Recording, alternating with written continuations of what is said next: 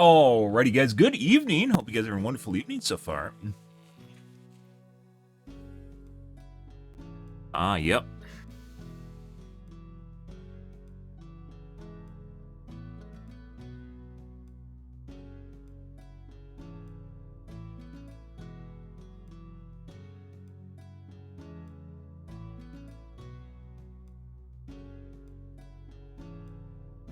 Good. Apparently, Bar Raider was updated for my Steam Deck, Stream Deck too.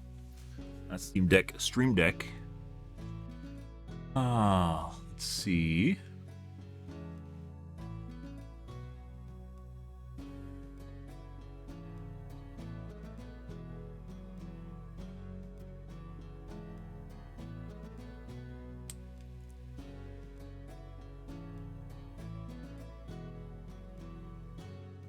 Good.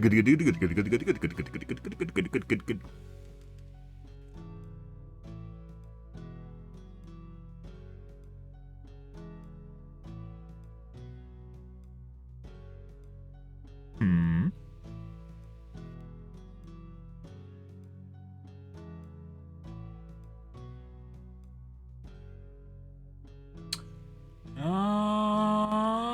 Doesn't look like it's working.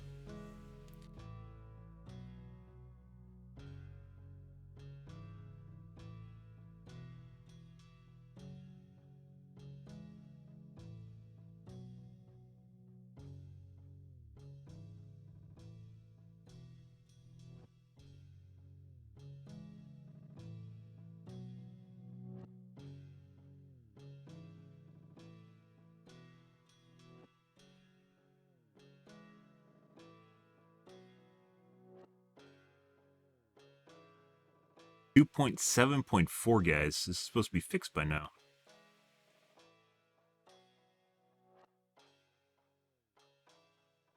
Do I have to download a new version of...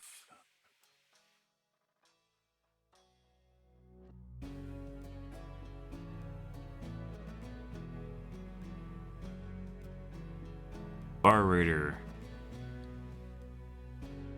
Unupdated.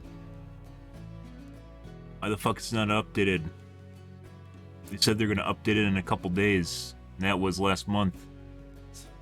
The fuck? Is trying to draw more web traffic to their website? Could be. We have this thing that almost no one uses, and no one's coming to our website. We should find a way to lasso them in. Oh yes, so they come join our Discord and talk, because we're bored.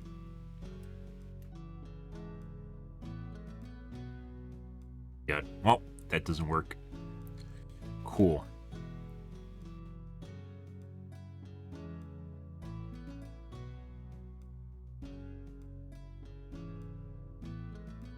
I think the screensaver is still broken on Stream Deck. We'll find out in 5 minutes. Yeah, it's a shame that you can't just fucking get it to turn off when OBS isn't running. It used to. Now it doesn't work after V28 update. Oh, good evening, guys. Oh, Jesus Christ. You guys are on a wonderful evening so far, guys. Tonight on the Dibs, we're going to be playing more Dibs. As it turns out, there was a lot of cheating last night, guys, as the day before. And seems to be... It's fucking weird, because I'm watching some streamers, and they're going against complete morons. And then I was watching Spookin' Jukes earlier tonight that literally just gets sweats every single fucking game. And he definitely is not 4K in every fucking game. Yeah. And then you have people that are playing against absolutely terrible survivors that 4K every game. And they just keep going against worse and worse survivors. And they're streamers, by the way. They're big streamers. Ots being one of them. But I was watching Winter earlier tonight. He's playing against complete morons.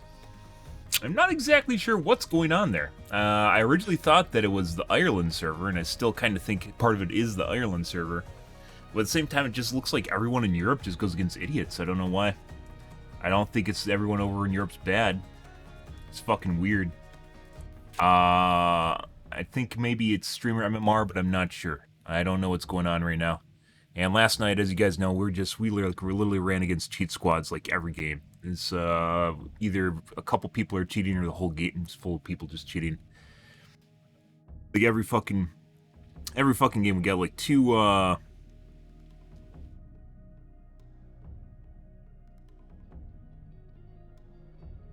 what?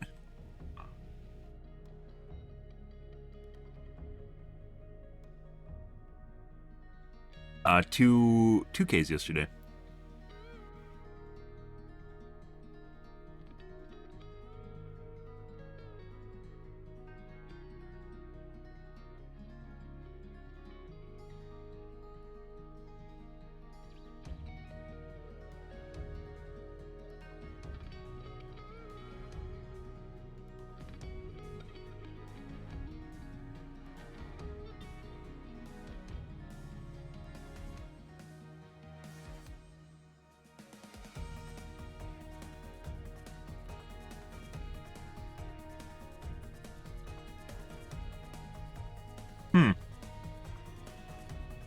Apparently, they're spotting nuclear convoys heading towards Ukraine. The fuck is that?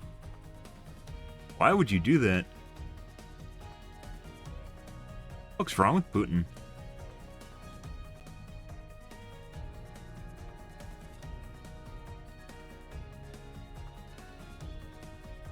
Ah.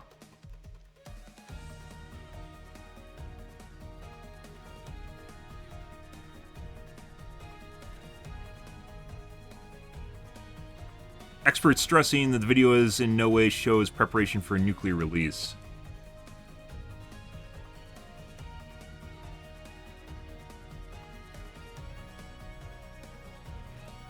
Like, there's a lot of steps. There's a lot of steps, guys. Yeah, there's a lot of steps between, hey, we got like a ragtag group of people we're sending to Ukraine, and hey, we're gonna nuke Ukraine, right? Like, they could start carpet bombing everything, and they aren't. I mean, carpet bombing is kind of went the way of the dodo, but it's definitely a way of just literally just wreaking havoc on anyone that you're, like, total war. Wreaking havoc on anyone you're fighting against. And they aren't carpet bombing either. They are using some like dumb bombs, but they're still like making strategic attacks. But like carpet bombing is what like it's like what's it called? Salt and pillage or whatever, pillage and salt. This is salting, rape and pillage. Salt the fields is something they used to do when they you basically, it's equivalent of a nuclear active zone back in the medieval days where you'd salt fields because then nothing could grow there.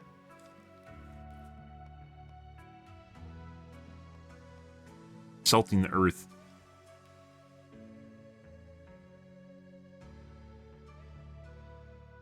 And it originated as a curse of reinhabilitation. Curse on reinhabitation in ancient Near East.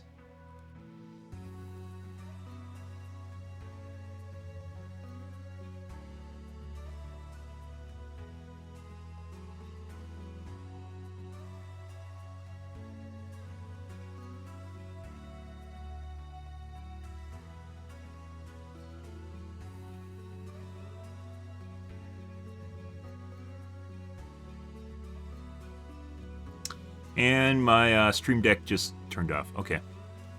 Cool.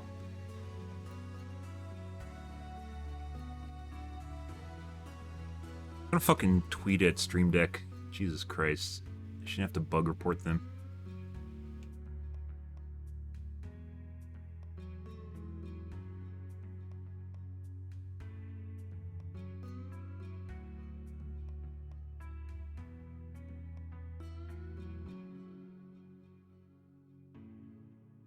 Or even Twitter. Heck. Makes it Elgato. Twitter sucks at finding stuff people you need to tweet at.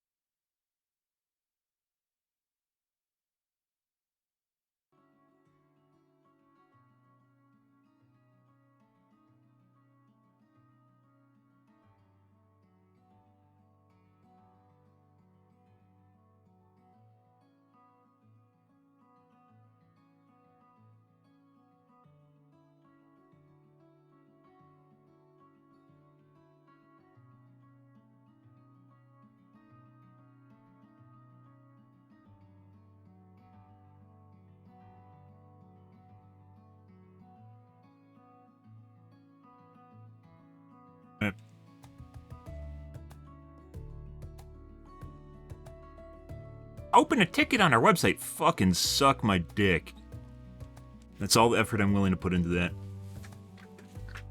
End of the world's coming. Yeah, it's kind of weird. Anyways, so there's a lot of stepping stones between waging kind of a shitty version of a war, and if you guys know, Russia really isn't sending their good troops in, and basically they're sending a bunch of their old arms in. It's fucking weird, and they keep doing it. They just keep sending fodder in.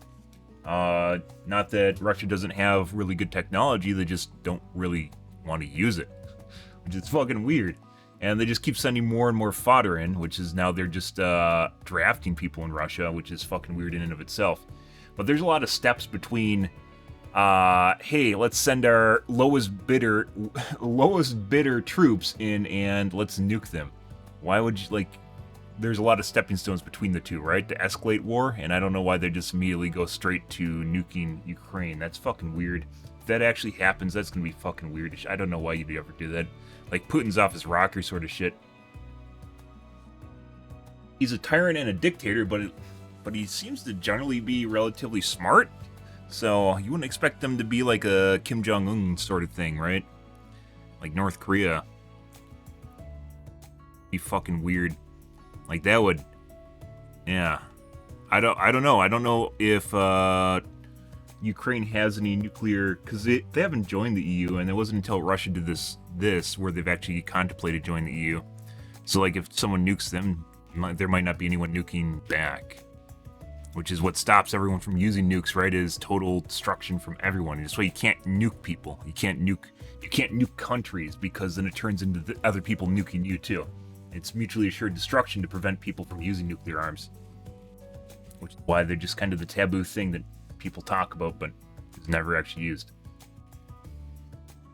I got these new pants last year, guys, and Jesus Christ, I got like skinny jeans, well, relatively skinny jeans, and holy fuck, they're pretty obnoxious. Just sitting here in them, like they're stretchy, but they're like elastic, and they just like stick to you. Not a fan. Never buying stretchy jeans again, guys. Not stretchy jeans, tight jeans again. Fuck that.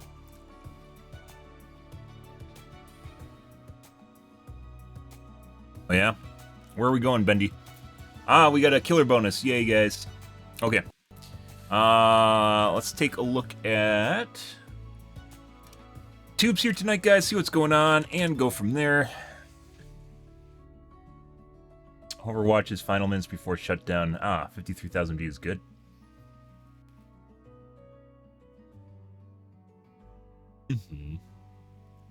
Museums, huh?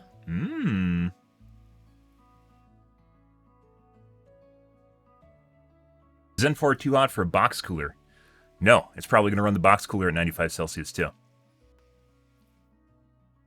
This is like one of those things that should have debuted with the 7000 series. We talked about the trade-off between cooler sizes and how much money you want to spend, and the performance gains or losses and efficiency. I build PCs? I have built PCs. I build my own PCs. And I occasionally help viewers to build new PCs by giving them parts lists.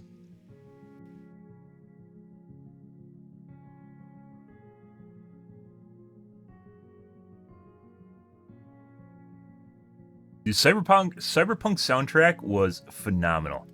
Edge Runners in general, very good anime series. Not like the best, but like considering it's a video game adaptation, very good. Very, very good. And I still need to fucking make a review for Made in Abyss before that gets too late. And kind of leaks out my brain.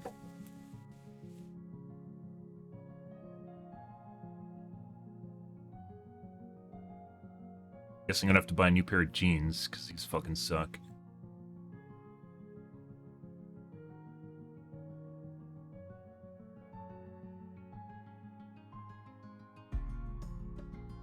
Yes, you can. The same GPU. It wouldn't matter. That being said, I wouldn't buy a new GPU. I wouldn't buy a 3000 series GPU right now. The miners still have not dumped. I think you can still... It's still $500 for... Still $500 for 3080. Gonna get a lot cheaper. We're about 2 weeks after merge. The kids haven't come to terms with the fact it's not going to get better. Let's see.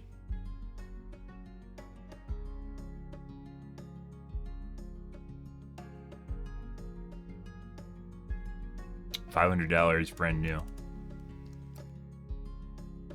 Yep. Get a lot better, especially with the... I'm predicting $200 3080s, so... It is amazing that these have held their price this high.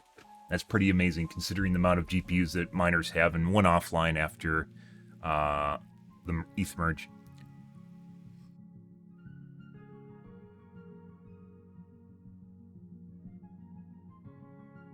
It doesn't need a generally, they won't tell you the name. It won't say, like, EVGA 3080. For instance...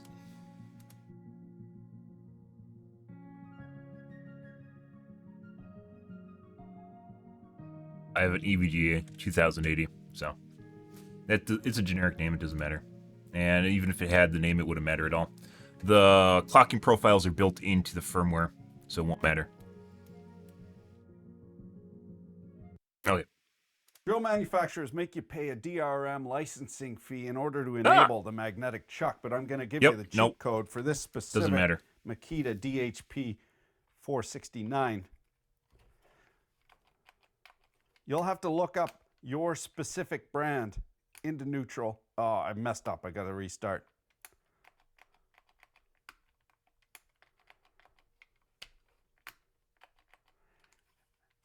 Tighten it up and then back until you hear the click.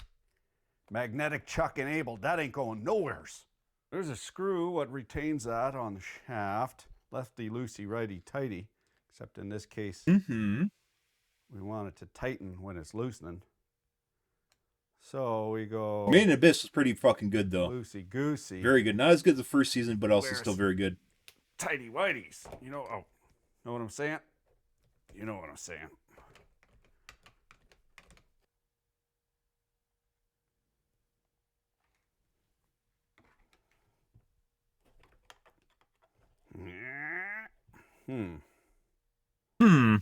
That might be screwed on there again.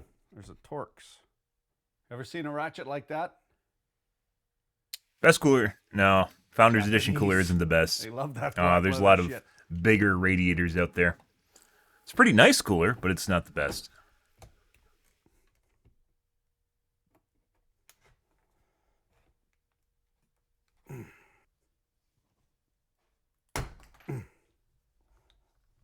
Oh, something broke.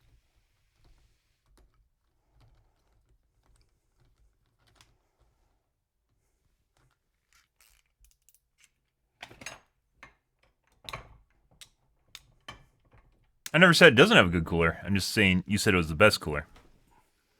Stinks in here like burning diapers. That's my natural scent. It's the scent of dead tools and blue smoke monster. Yep, top drawer. It's open. No, that one goes in the gator. He locks his tool drawer? Thank you.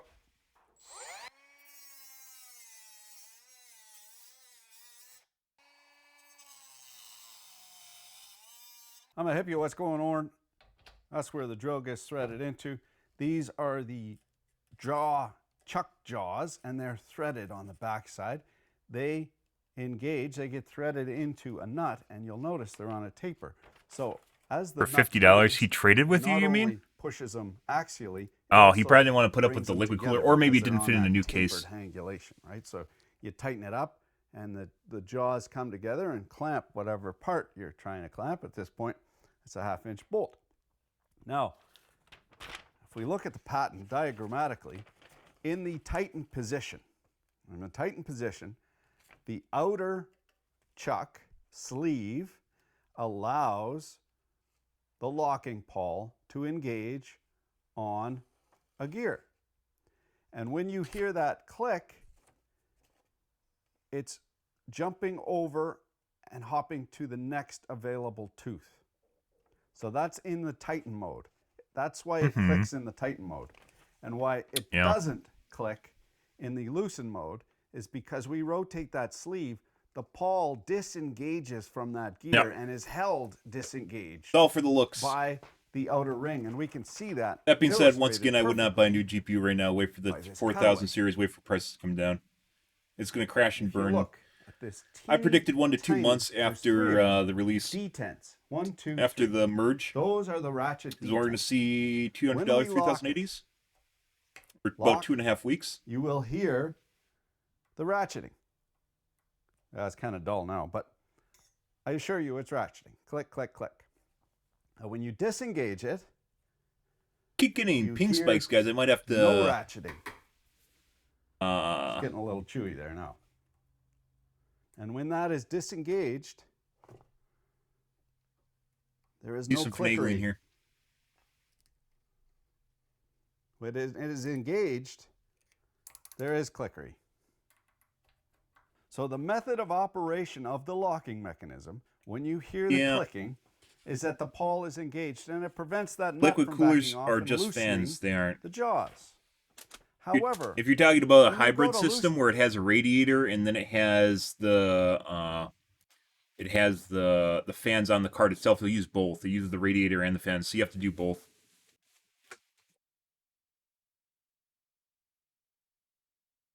Yeah.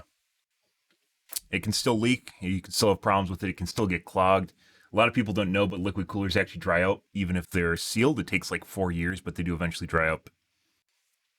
loosen it by clicking it backwards, what you're doing is lifting that pawl off of the gear teeth and allowing this then to back off. So, tightening the chuck, that's loosening. Tightening the chuck and then turning it back defeats the purpose of the locking mechanism.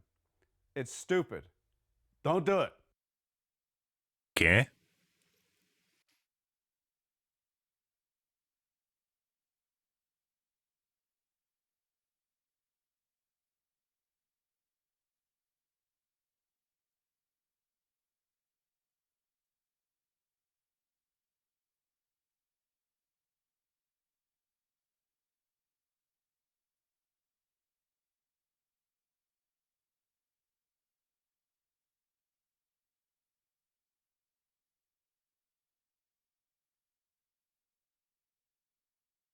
So is this just him trying to shoot down a misconception or a meme that's going around right now? I think that's what's going on here. It's really weird. Okay. Well, it's one of his weird rants. I'm not exactly sure what that was about. Just going reverse, loosens it. Going forward, tightens it. I don't. Okay.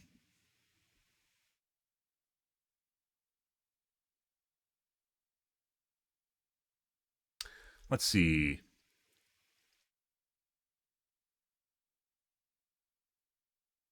Announcements: Intel 13900K, A770 GPU price, and more. The 770 was supposed to come out last year in the fall, and it didn't make that, and then it didn't come out this summer, and it's still not out. That's the high-end Intel GPU, which is supposed to be about the equivalent of like a 3060 or 3070, allegedly. Still not out yet. Good. Yeah, it can leak. A lot of things. I don't know. It's just radiators. So an all-in-one does help if you have a small PC case and you need to get heat from one area to another area. It's good at moving heat around in a case. So if you have limited space, you can move heat completely away from the socket. But in general, you need to have fans that blow on the socket because of your VRMs.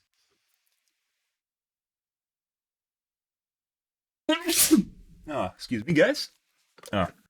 You need to have fans on the socket to blow heat, blow air onto the VRMs, which are the voltage regulation modules that basically feeds your CPU to keep them relatively cool.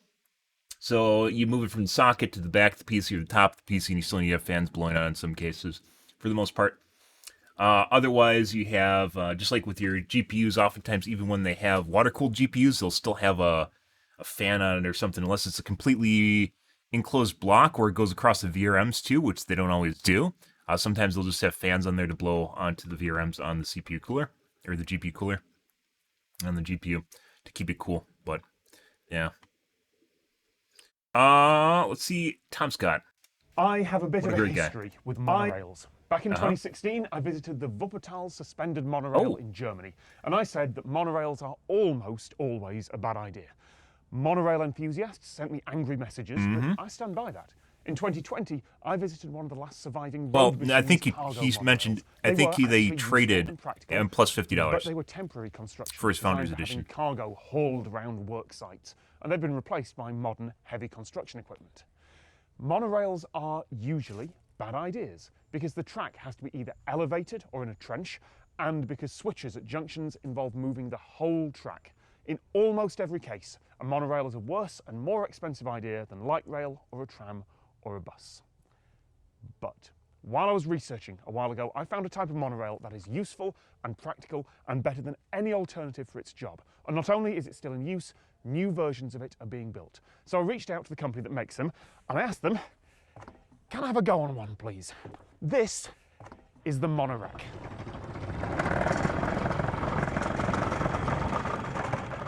We build mainly ropeways, that's our main business. Everything with a rope, aerial tramways, chairlifts, key lifts. Monorack is a Caraventa product since nearly 45 years, 1978 I think, or 79. Some 2 years after the petrol monorack, they start with the electrical monorack. They installed mainly in the Alp area, Germany, Switzerland. Very inaccessible areas. But also Canada, Sweden, Asia. All over the world we have more or less about 800. This is basically a budget version of like a tram, I guess you could say. Like, an overhead tram where they have wires. This is like a budget version of an overhead tram where you can't really use like road access. So Switzerland, for instance, is very mountainous. And there's a lot of places. We stayed at a yurt, not a yurt, it was a lodge at the top of a mountain. And there was no access. There's no roadway access. In order for them to get anything up there, they have to use a helicopter. They helicopter giant pallets in like once every couple months of food and rations and stuff that they need, or once a month. And then the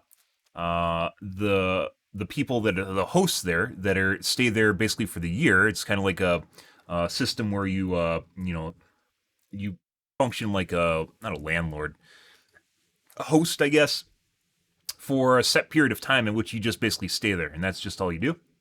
And they mentioned that they basically go up and down the mountain like once a week or a couple times per week to go grocery shopping and then bring the food back up on backpack on their backs. So yeah, this is a very, very niche thing, and while it might not make sense, there's actually some cases this would make sense, for instance, in what I just talked about, where you essentially have a roadway access that goes to a top, but obviously if you're a one-man band, right? You're like one person, you can only carry so much, and obviously that's exhausting, right?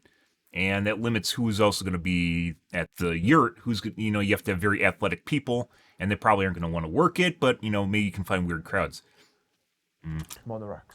It throttles, it's fine. Are mainly installed It's still in around the 1800 megahertz. It's like boost area. 1860. The electrical monorack usually it's is fine. quiet, but here the customer made his own box. That's the reason why it's still a little bit loud.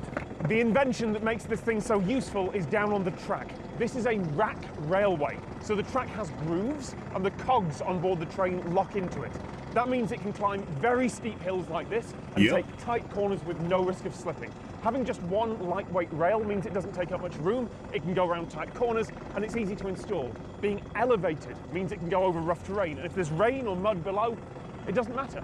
I genuinely can't think of a better solution for regularly safely all year moving round things up and down steep, rough terrain like this. Lots of torque all year round. Based on a brake and on an ancient chassis. And what's between the two chassis is up to the customer. We can choose different models, different chairs, whatever the customer needs or want. You can see the charging rails. If the customer wants 2 or 3, he can choose 2 or 3 charging points. Normally we have only one in one of the end stations. I know, this sounds like an advert. I promise it isn't. I just got actually properly enthusiastic at being proved wrong. There are useful monorails in the world, and this is one of them. It doesn't boop. So that's probably in Switzerland? Did they say where it is? Ireland, Switzerland? So a very mountainous community, and obviously, even if there's road access, and most of you probably haven't been to Switzerland, but if you've been to Switzerland, even if there's road access, it's not always accessible year-round because of winter conditions, right? Just completely icing shit over, and you can only climb so steep of an incline before, snow and ice becomes a huge problem, right? I definitely could see a use for this, and it can climb. It could go like 90 degrees, if assuming you can lock someone in there. You could climb any degree angle. You could go 90 degree. You could do a loop if you wanted to with that fucking thing, because it's on a tread. Very cool. Very, very cool.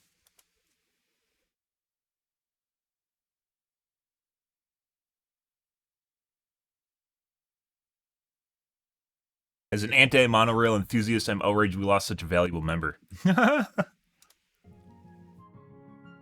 I'm just trying to find more roller coasters to get on for free and cheap, let's be honest.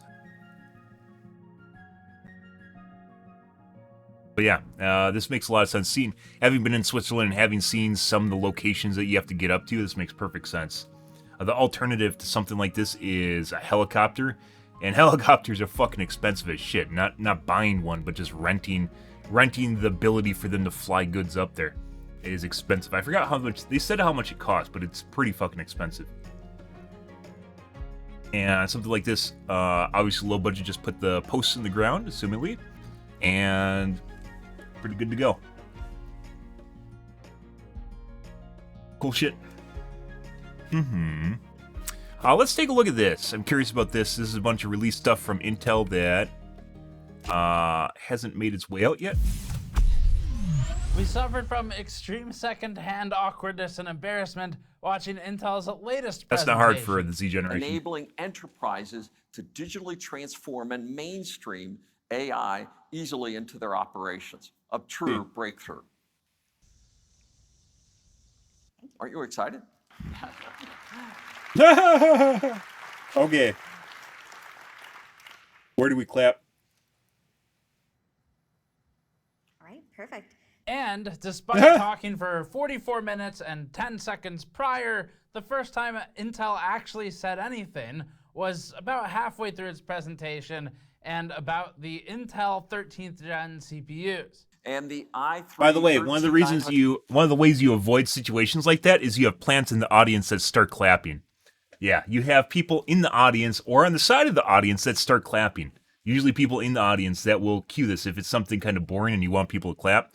You have plants in there that just start going like this, and then everyone else claps. Because if you start clapping, other people will start clapping. I guarantee you. It's just like, it is like, it's a thing that humans do, like with herd behavior. They just hear one person clapping, they're like, oh, I'm supposed to clap now too. And everyone just starts clapping.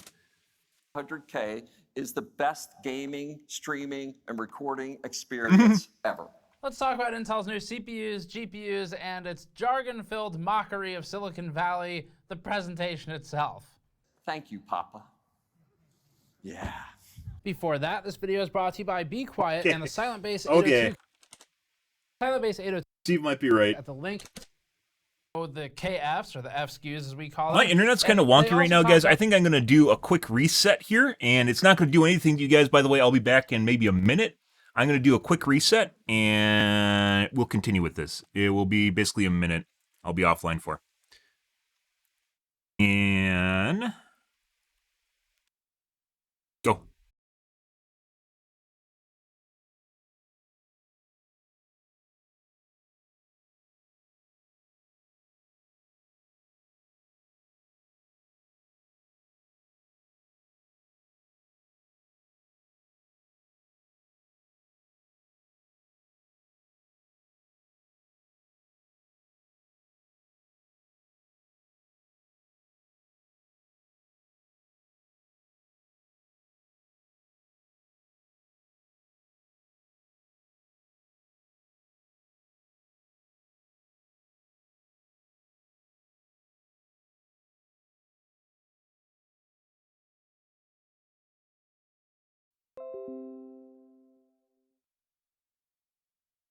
La la la la la la la la la la la la la.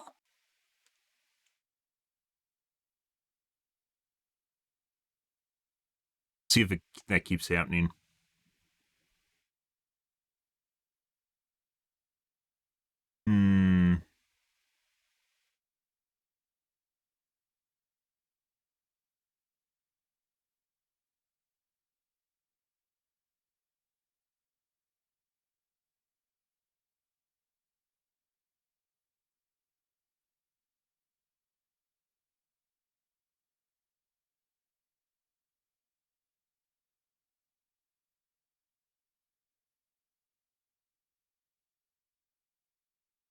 Okay.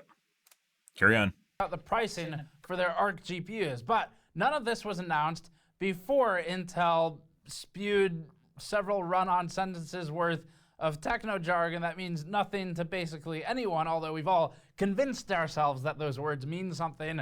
And if you think about it for too long, it makes you question what sort of self-congratulatory circle you found yourself in, and if you're actually contributing anything meaningful to the world.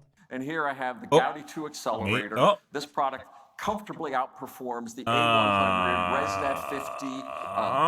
We might do a the reset key again, guys. I publication. think I'm in the same range. 1 second here. Christ.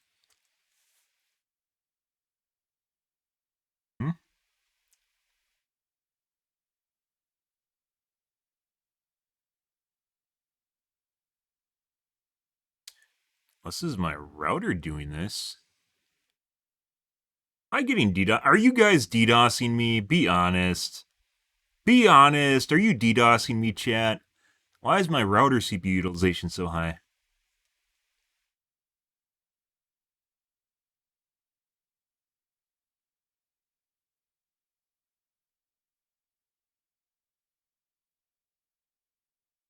Huh. Okay. Let's keep going with this. I'm going to watch my CPU utilization now. Benchmarks. You know, in this model we're running is latent diffusion on PyTorch. So what do you think, Ria? Absolutely. Those words, they bring joy. Thanks, Intel. Thanks, Steve.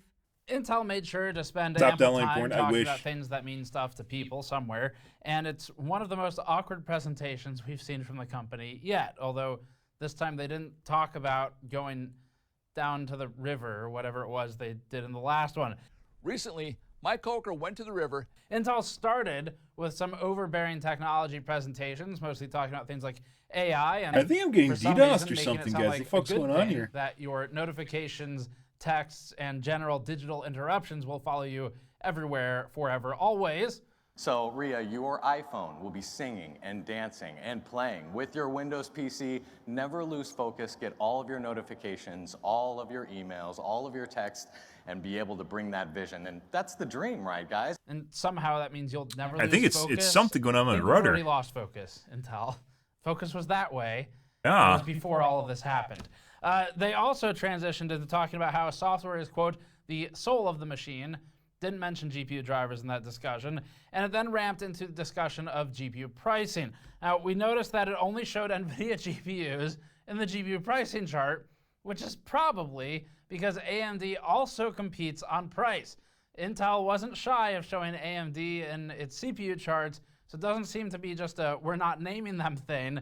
This appears to be more of a AMD is already fighting at the lower price end.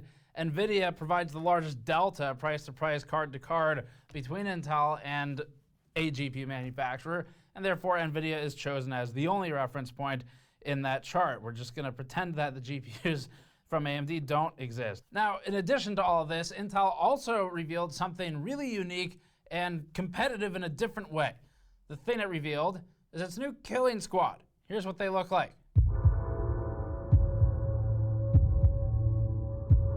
Anyway, after watching over an hour of Intel's presentation, trying to extract any meaning from it whatsoever, we thought we'd smash together a bunch of funny sentences that are filled with words that don't actually mean anything.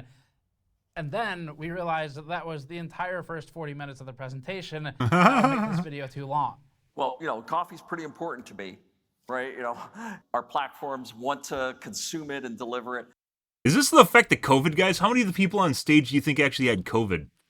And we're committed to making all this real. So are these Intel folks crazy? Yes, don't ask questions you don't want the answer to. One Restart of our everything. rules for writing here. So to save everyone time, we'll get into the actual news, and we're going to start with Intel Arc. Intel announced the launch date for the A770 video card is October 12th. That's the same day as the RTX 4090, and very interesting strategically. We'll get into that. Also, the price is set starting at $330 for the A770. So that's competitive. That's likely meant for the 8GB version of the card. They're going to have two versions. One's 8 gig, one is 16 gigabytes. And there's not much else in the announcement in terms of like really anything other than some details about the limited edition design that Intel's doing. Fun fact, it's not actually limited. Intel is using the words limited edition to mean we made this. It is. I sent them an email. I wasn't trying to be rude, but I sent an email after seeing limited edition so many times, and the question was, just to clarify, is this like the specific Intel card is limited edition, or is all of ARC limited edition? Genuinely not trying to be rude about it. I just seen it so much, I was getting semantic satiation about it. And Intel's response was, neither. It's not limited edition. We just call it that. Which is really stupid. Anyway, it's like trying to get all the marketing advantage of Supreme, but none of the limitedness. October 12th being the same day as NVIDIA's 40 series is what's the most... I mean, there's cars that are called limited edition. They're probably the thought process there is, hey, there's a bunch of cars that are labeled limited edition, but they aren't really as much as they're limited edition because they eventually stopped making them. Not so much because they're actually something that only has a handful of cars that come out. Most interesting here. So the question is, why would they do that? And there's really a few key answers here. One of them is that Intel is probably trying to piggyback off of what NVIDIA is doing, and it's able to try and capture some of that lower end market that NVIDIA has, at least for now, abandoned, other than with its existing cards that it's trying to purge through the channel because it has way too many of them. And that, there's at some level... There's something really weird going on with my router right now, guys. I have no idea what's going on. Temps are fine on it, but it's getting CPU spikes. One generation Let me check. old, and therefore, ew, old, gross, I don't want it. And Intel's probably trying to get that person to buy this video card. Now, another reason, this is unlikely, but it's one we postulated was a possibility with AMD in the past. Another reason might be they're trying to bury the launch. Not a lot of real reasons you would do that because you're launching it anyway. You might as well try and get as much money back as you can, unless it's just trying to like satisfy some kind of investor need. But normally when they need to do that, they just launch it over in South Korea or in China, and then they don't tell anyone else in the world about it and hope that it goes away. And that's not what's happening here. This is actually a global launch for everybody. So why they would do this, it does look like it's trying to, and Intel knows that NVIDIA is going to generate a lot of buzz around the 4090. Intel knows that this will draw attention to October 12th, and it also knows that the 4090 is the only card NVIDIA is launching right now, and it's going to be expensive in the well over $1,000 mark. So Intel gets to come in and basically play Robin Hood or be a hero and launch at the low end. It's all going to come down, guys. That it can ride on some of that attention. It's not necessarily a bad thing. Just strategically, it's incredibly interesting because this doesn't normally happen. Although NVIDIA and AMD go head-to-head and will launch within maybe a month of each other, I can't personally remember a time when they launched on the same day. And part of the reason the companies don't do that is it's not like it's out of respect. It's because they're not trying to get their own product buried by a competitor in the news cycle. So when you have launches on the same day, someone's going to get the coverage. And it's probably going to be the company that will generate the most interest and also that booked the schedule first. Intel will probably get coverage on the same day. It's just they're going to be spaced out a little bit because of how YouTube works, right? So it's very interesting strategically. It's kind of a new age strategy in terms of gaming YouTube as reviewers have to play the game on YouTube algorithmically. But realistically, if the actual review embargo is on a different date, then it's all irrelevant anyway. So we'll see what they do. If the reviews go up earlier than October 12th, but the cards come out then, the strategy is a little different. They're just trying to capture that market. So really bizarre though, kind of aggressive. So it'll be fun to watch what they do to fight each other. Now the A770 could end up being a decent value. We'll see. We obviously have one. We'll test it. We'll let you know. But a large part of the we're gonna restart again, guys. is going to depend on. You're back, guys. Jesus Christ, what the fuck's going on here?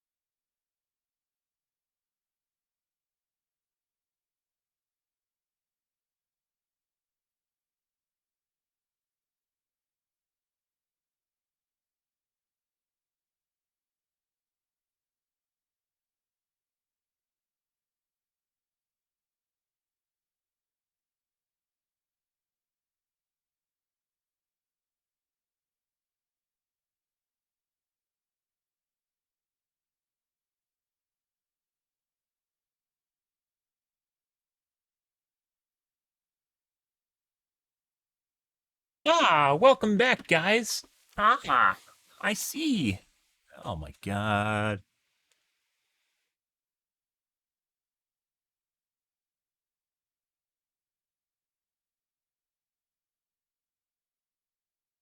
We have to. We might have to restart again. God, for the love of God.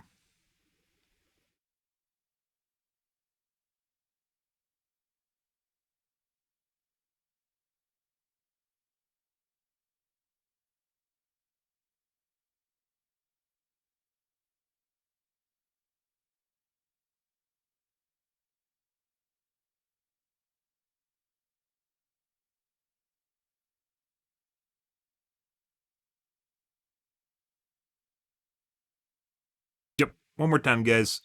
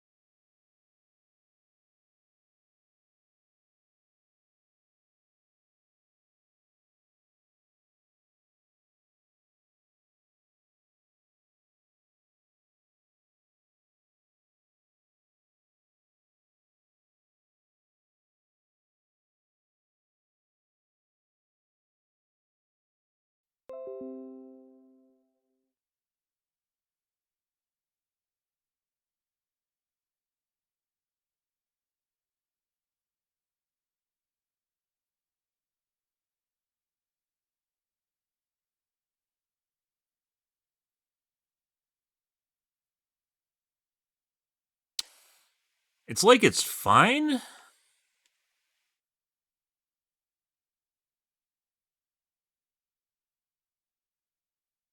For a little bit after I reconnect, then goes to shit.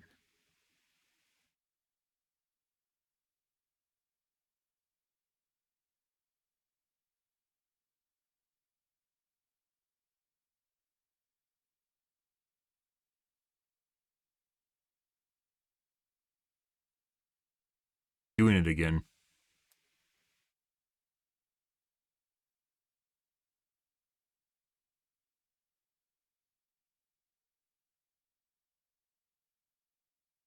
Hmm.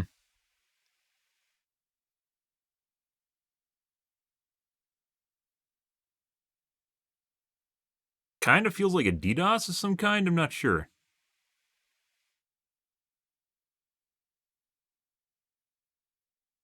Periodically happens. It's not all the time.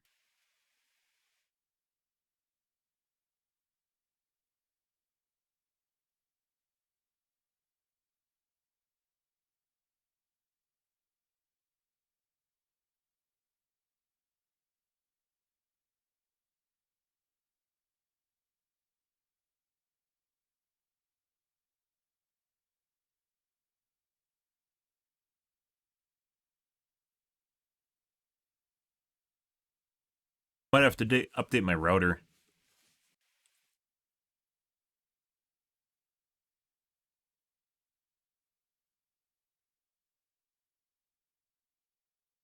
I don't know if I want to do that right now. Let's finish watching. I'm going to see where this goes. Maybe this is something that's going to clear up here. Let's finish up with the podcast here first, guys. Intel and its ability to unfuck its drivers. The Intel Arc drivers are the real F-SKU, where Intel made its Arc drivers for the A380, and it said F-SKU, customer, these drivers are terrible. We talked about them in one of our videos. Intel's been working on fixing this stuff. They posted this Like blog AMD post drivers prior to noting Catalyst? dozens of improvements in the pipeline, and that's good. There's no change in that. Intel has decades to catch up on for its competitors, but Intel's also a massive company. It's an incredibly inefficient one in terms of sort of the staff versus its competition in this type of, well, it's CPU plus GPU. But it is a big company and it has a lot of money. And the problem with drivers is it's so game and software dependent that as reviewers, we do our best to beat the drivers up throughout the review cycle, but ultimately, most of the problems are going to be found by customers because there is an infinite, effectively, amount of combinations of hardware and software, and it's you all who will be finding the ones that don't work. Anyway, Intel's been talking about that. They published these performance numbers for the A770 This might be an and attack of some A750 kind, guys, and I might need to update my for router. what they're worth, but again, Sometimes just there's check our review vulnerabilities later. that pop up Custom and people partner can take versions of the advantage of them. A770 and I don't think this is like a A750 down normal here, DDoS and because as it's rock, we're also on periodic. display at the It's periodic. You can see it right here. Like that. And it coincides with CPU spikes on my router. But I have no idea what should be causing CPU spikes on my router. So, yeah, like I looked at the logs and I didn't see anything in the logs. the innovation event.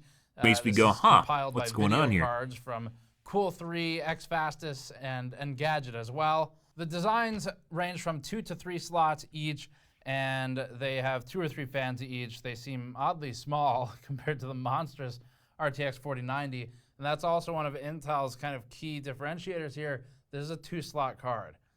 The last time these existed in any kind of like meaningful volume was basically 2 generations ago. So they've got something here. Back to you, Steve. Additionally, Intel quietly added a new A310 graphics chip to its website. This is a cut-down version of the A380 with 6x E-cores, very small at graphics clocks of 2 gigahertz, and it has 4 gigabytes of memory. We have no information on price or launch date outside of Q3 22, as seen on Intel's ARC page.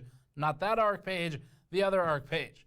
Great name, Intel. Okay, let's get into the CPUs next. So the 13000 series, it's got 6 SKUs. Those are the 13900K, the 13700K, the 13600K, and then there's also the F SKUs of those. So they have the KFs for each of those models. Now, first off, the flagship, the 13900K and KF, they're the same thing other than the IGP. The F SKU drops the IGP, or the integrated graphics processor. That's the only real difference with it. Those are priced at $590 and $565, where the F SKU is the cheaper, priced at $900K. These are the new chips coming out there, supposed to compete with AMD. I haven't seen a release timeline for these yet, though.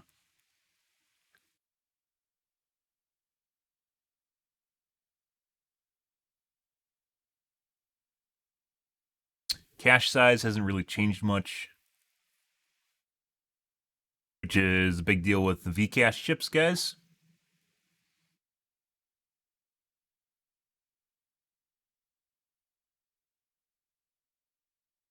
Eight plus 16 E-cores. Jesus Christ.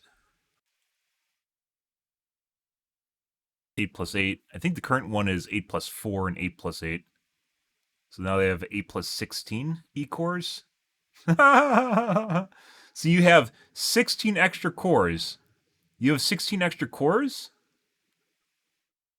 on 13900, in addition to your performance cores, your 8 performance cores. Assumedly, if Windows could manage them properly and put all the shit tasks on the 16 other cores, the E cores, like it'd probably be a really good CPU. But Windows scheduler really does not work well.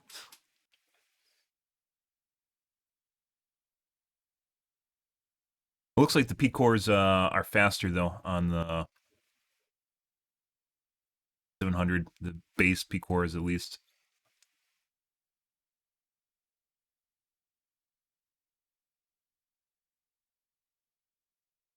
Max turbo power wattage is the same for the 900 and the 700. 13700 and 13900.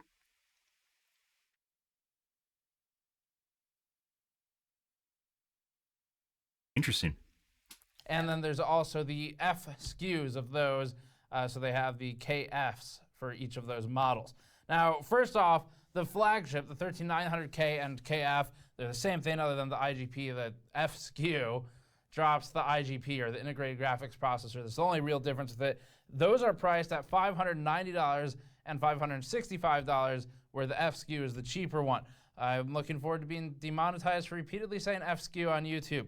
The i9s have 8 P cores, and they run up to 16 E cores.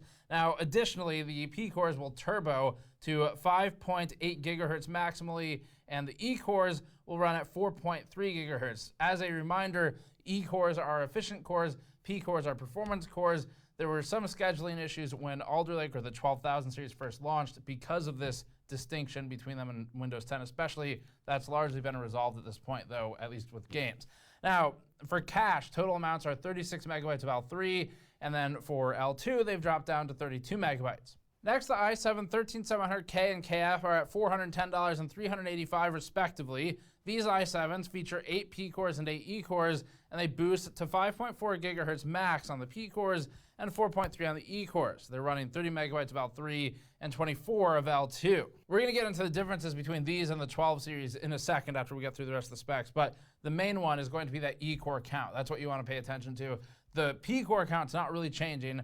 Those are the ones that are really doing the heavy lifting for things like gaming workloads, but E cores help with some multi-threading, and that's what's getting increased this time. Now last, the 13600K and KF are priced at $320 and $295. I guess let's go with it because obviously my ping generally does not go into the stratosphere. And I'm gonna wait till after the stream's done because this isn't like causing enough packet loss. Something's going on here though. Do. And turbo frequencies are listed at 5.1 and 3.9 for the E cores. Cache totals are 24 megabytes L3 and 20 megabytes L2. All of these new CPUs also feature official support for DDR5 5600, and they retain DDR4 support as long as the motherboard is made for it. PCIe lanes are unchanged at 20 total across the stack, and keep in mind that Ping time because I have fiber should almost always be static. Oh. Maximum turbo power is listed at 250 Speaking of no packet loss, 13900K and 13700K with a 136 downrated to 181 watts. Launch date for these is October 20th. That puts it about 23 days or so after the Ryzen 7000 series launch. And Intel also teased the upcoming special edition of the 13900K. This is supposed to hit 6 gigahertz out of the box without additional overclocking, and it's likely a pre-binned, probably 13900KS, if we had to take a guess based on history. Now, changes. So Alder Lake, the most obvious difference here is that the Raptor Lake parts, that's the code name for 13,000 series. You're going to hear that used a lot. Alder Lake is the 12,000 series. They also refer to these as generations, but that's kind of misleading, although it's the easiest. Anyway, the biggest difference is that the Raptor Lake 13,000 series parts are running 4 more E cores than their Alder Lake counterparts, and a large part of the multi-threaded performance that Intel is claiming probably comes from this. But they also have frequency uplift. So Intel is still pushing frequency. It's just that this isn't like a big process improvement thing or a major architectural jump. It's an advancement on an existing. So first thing I would do with if you're going to buy a new router is make sure that you can get specific firmware for it. Third-party firmware, either DDWRT, OpenWRT. I use Merlin, but that's ASUS specific. And as such, I generally just only buy ASUS routers. The reasoning for that, which I can't show you, is as an adaptive QoS table, in which they have QoS rules that are automatically updated by TrendNet. So they get rules that they apply to your network so that you can maintain QoS. So QoS means quality of service, and you won't get interrupted by other things that are going on your network. Good evening, Bomb. So I almost always buy ASUS hardware, and generally speaking, you can get some cheap routers that are really good, and you can get some fast routers that are really good. You can get some mid-grade routers that are really good. There's a budget for everyone, and as such, like I don't even buy other brands, and then I immediately flash it with Merlin the moment I get it, because usually it fixes a lot of the problems with it. Really expensive router. I have a 86U if you're curious. About the same price. I don't know if this is their new one. I think their new one's something else. This guy. Actually, it's not about the same price. This went down. It was about $200 when I bought it like 4 years ago. So, was it 4 years ago? It's been a while. Yeah. Yeah. I haven't needed to upgrade my router in some time. It's a pretty powerful router, and it's lasted me a long time. So it was literally about $200 when I bought it. But there's a newer variant of it. Unfortunately, I don't know why they have 2 different names for it, just to confuse you.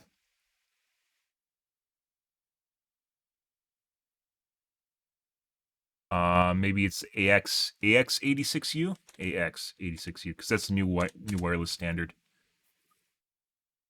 Is the successor to the 68U, and the 88U is a higher end model, 270. Lower end variant of it, 86S. There you go. Unfortunately, like the problem with routers, consumer routers, guys, is they don't actually tell you. They don't tell you what processor is on board with it, and there's almost no benchmarks for routers. There used to be at Small Net Builder, and then they kind of stopped doing that. But there's almost nothing that tests the router itself. It's one of the areas of teching that just doesn't have benchmarks. You'll find subjective benchmarks. You'll find a fucker on CNET that did hey, look, I ran my phone to this and walked around my house, guys. I got my full gigabit speed walking around my house. Stuff that doesn't actually deal with how the router handles internal communications by, sorting packets, routing packets properly, making sure there's no latency or hiccups along the way.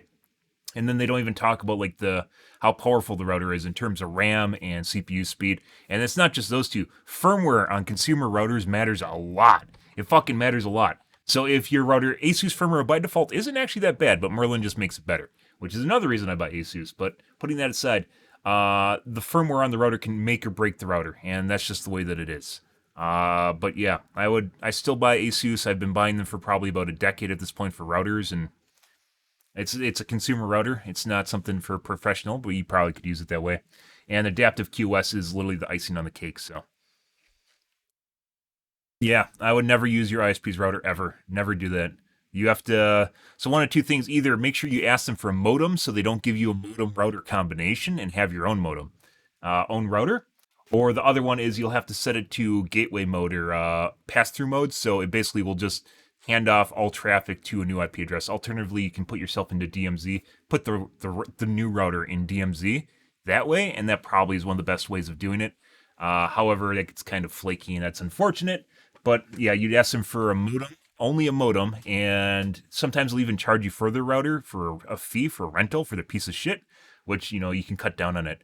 And sometimes they won't be able to waive the fee. That doesn't matter. Ideally, you just want to have the modem. You don't want the fucking router that they give you, because usually, almost always a piece of shit. It's almost always a piece of shit. As you are finding out, it sucks. Don't use your ISP's router. They'll talk about how great it is. Gaming plus, limited edition QoS 5000. Yeah, they just all fucking suck over the years. I think that's the common go-to. The modem router combos almost always suck dick. And that's unfortunate. Or sometimes they'll just give you a modem and a router, regardless of the fact. And they'll just rent you their router. And once again, you should get rid of it. Yeah, I'm sure. Yeah, whatever. There's a lot of stuff that they say on the marketing literature on the box, as they call it, the box benchmark, where you look at a box and you're like, oh, well, look at the specs on here. And then you look at the specs on the other one and you go, oh, this one's slightly better. Because there's no real testing with these routers, a lot of people will not benchmark them, and as such, there's no one that holds these claims, doesn't try to prove these claims right or wrong. So, yeah, it doesn't really. The next largest change doesn't really change much. Gen is probably the turbo frequency after the E-cores, and that has the 13900K and KF jumping the most. Depending on your budget, I would recommend ASUS hands down. Than the 12900K, especially for adaptive QoS. If you share your internet with family, with friends, with roommates, you're going to need QoS, especially if you have cable. And finally, the 13600K and KFC 200 megahertz higher boost makes a huge difference. Those hiccups and slowdowns and pink spikes. As long as Intel's recommended customer pricing is upheld, the 13900K, 13700K, and their KFs are launching at the same prices as their 12th gen counterparts. Once you get down to the 13600 though, and this is the key battleground between Intel and AMD right now, that's the one that's increasing. This is $30 higher launch than the 12600K and KF. And Intel previously announced plans to increase pricing by 10 to 20%, but so far it looks like it's only applying it to the SKU, which is very unfortunate because the key competition here for Intel is the 7600X. And so they've got a 7600X at $300 that is just woefully inept in the value department from AMD once you start looking at total build cost with the motherboard and the memory and potentially the cooler cost that you're going to have with that CPU. Intel has a lot of room here to come in and sweep AMD out from under its own But yeah, claims like that are just generally full of top-heavy shit. stack of CPUs right now. As long as where it can handle the 300 traffic, plus. it's not going to add Intel's or been reduce the doing ping. well in this camp And then for quite handling some the time, traffic where it well, has such things as like the QoS, 12400, will 12100F has improve or been reduce ping. dominating in the low-end budget but still very competent gaming market. And you can still buy those parts, but with the new Raptor Lake stuff right now, none of it's been announced, which means probably a lot of that's coming out in first quarter at the earliest, because that tends to be when Intel launches its follow-ups. It's around CES every year, well, every generation anyway. So very unfortunate that the 13.6 is coming up, because it kind of starts chipping Look how solid away that fucking ping at is, guys. hope Look how for solid people that ping building. is. This is a ping to Chicago to a Google server. By the way, I get a lower ping than this to Virginia, but this is my ping to google.com. It's like a 1 to 2 ms difference, unless these weird ping spikes. This is what I noticed. These weird ping spikes start happening, and it, on my I look at my router and I can see it spiking right there.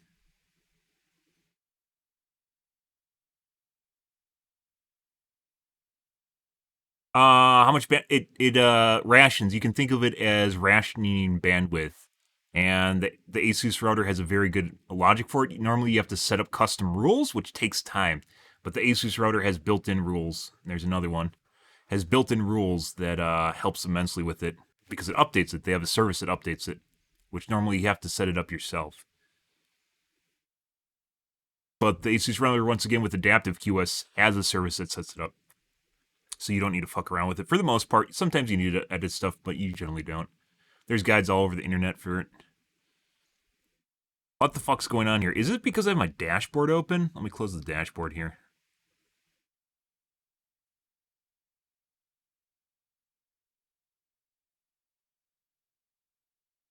But there's guides all over the internet for it. Depending on how good the router is will determine how More good the affordable QoS is too. mid-range systems this year with this generation. You might have to go back a generation to really get a good deal on it with like a 12.4 or something like that instead. But such is the market right now. And presumably they'll launch something cheaper on this generation soon. We just don't know when. Along with the new CPUs is a new chipset. Predictably, it is called Z790.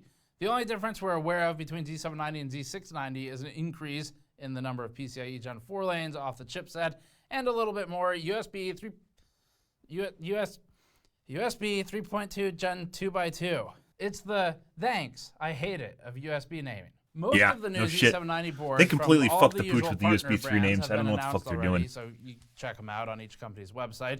Intel, thankfully, is keeping compatibility with the 600 series boards for Raptor Lake, which means you can upgrade from the 12th gen Alder Lake CPUs with a BIOS update, or you can buy 600 series motherboards for these CPUs if you can find one on a discount. However, if you do that, you'll also need to flash the BIOS, and this is ideally done with USB flashback or BIOS flashback, because if you don't have a previous gen CPU, you put it in a 600 board, your new one that is, and They fixed this like years ago. Almost every single manufacturer has USB flashback. So USB you can put a firmware on a stick and put it in a specific slot on your motherboard, and when you boot it up, it'll flash the firmware from the slot. So you don't need to have a processor in it. Is something you want to Incredibly look for unless you helpful. have, And it's pretty standard for like the last decade, and started being around like 20 years ago. So Intel I remember had some Gigabyte performance advertising claims that. here. We don't like to cover these in too much detail because they're all first party. We'll have our own testing, and we'll go through the numbers with you once we're out of embargo. And we've That tested literally should be a everything. standard feature in every motherboard in you come to us existence, for the actual just to sort of third-party avoid testing. But RMAs. let's just get Just to a avoid glance at RMAs. this, and then we can Like, it would use just pay for as, itself. evidence if we need it later to support improper marketing, which is normally how we use these numbers. So Intel is claiming that the performance of the 13900K is 15% higher single thread and up to 41% higher in multi. Second, guys, I'm gonna go plug something in and see if this is doing it.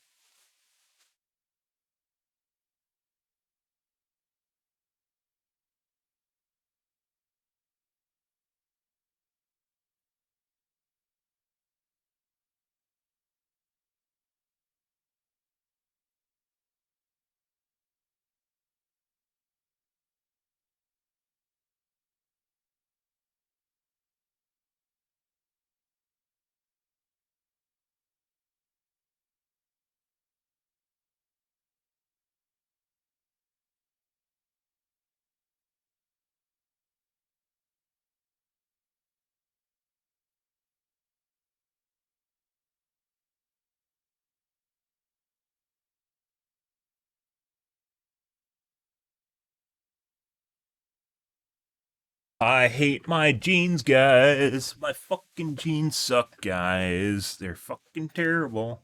Thread versus its own 12900K. Intel also claims a 37% improvement in performance per watt at the same 241 watt TDP of the 12900K. However, the 13900K actually has a max TDP of 253 watts. In gaming, Intel provided in-house benchmarks of the 13900K versus the 12900K, as well as AMD's 5900X and 5800X 3D. Sort of. They go into more detail on it in some other slides, but in the main ones, it's just basically a hyphen on a slideshow. In this chart, the large percent improvement numbers shown are versus the 5950X, and the 5800X 3D results are shown as dark orange dashes floating above the 5950X's bar without clear numbers attached to them. Now, luckily for us, Intel actually did provide these in a separate press briefing. So in Intel's testing of the 13900K versus the 5800X 3D, the results varied depending on the title, ranging from 7% less in World of Warcraft to 49% more in Arcadegeddon. In between those two extremes, Intel claims advantages in some and losses in the other. As for why isn't the 7000 series on there yet, it's because it didn't exist when they made this announcement. It came out like the day it was announced. So anyway, it's also irrelevant because we'll be doing our own testing, and that's when we'll look at them both. So that's it for the Intel news for now. We have a lot in the works, not just testing, but additional news coverage as well. It's crazy right now. I'm really excited about it. It's been a lot of fun testing everything. We have tons of follow-ups we want to do on the AMD CPUs as well. We are just completely constrained on how many videos we can cut together. They love it. The amount of time we have. They love it. Launch hits. So, they love it. Anyway, check back for all that. Subscribe. Really exciting month. Tons going on here. And you can go to store.gamersaccess.net. My CPU spikes have kind of abated. So that's good, guys. We'll see you all next time.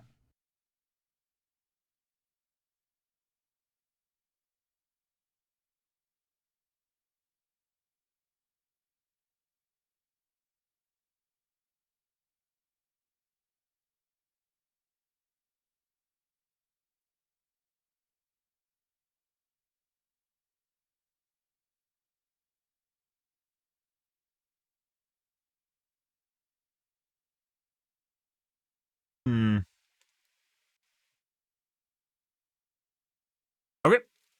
I want to take a look at the box cooler video. We don't really have time for this, guys. We're going to do it anyways. We want to fast forward through this. Welcome back to Hardware Unboxed. Today we are revisiting the Ryzen 5 7600X by taking a look at one of the biggest points of contention with these new Zen 4 CPUs, the operating temperature, which is typically up around 95 degrees.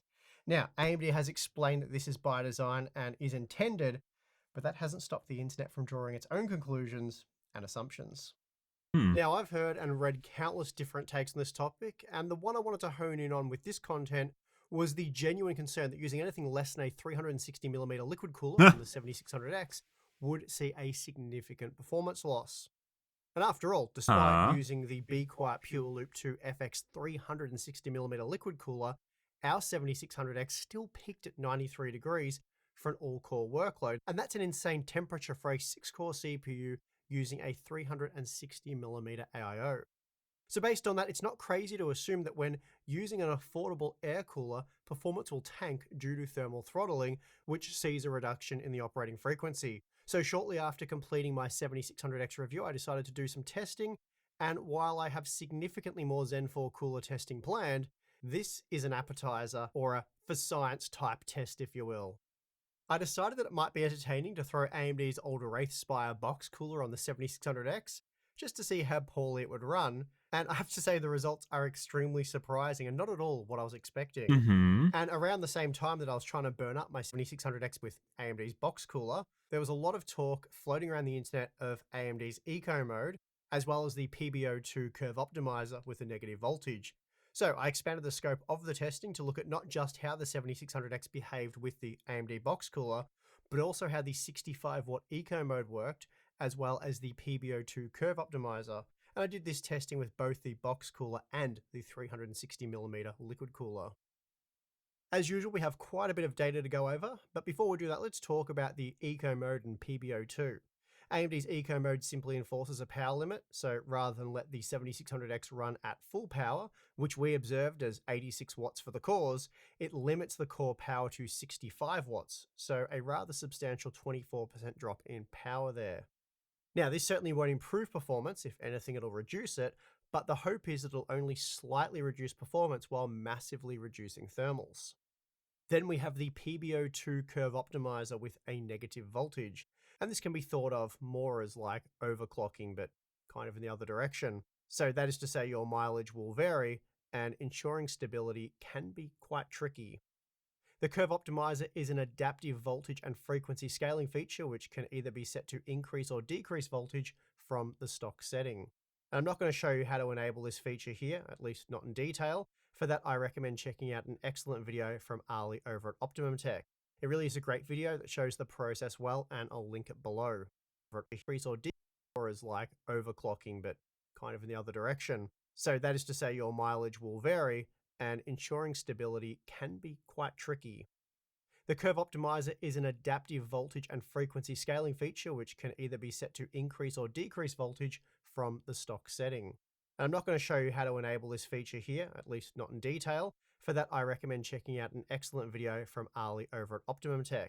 It really is a great video that shows the process well, and I'll link it below. Now, in the case of Zen 4, you do want to reduce the voltage as these CPUs are thermally limited, not power limited. Lowering the voltage reduces thermals and therefore buys you more frequency headroom.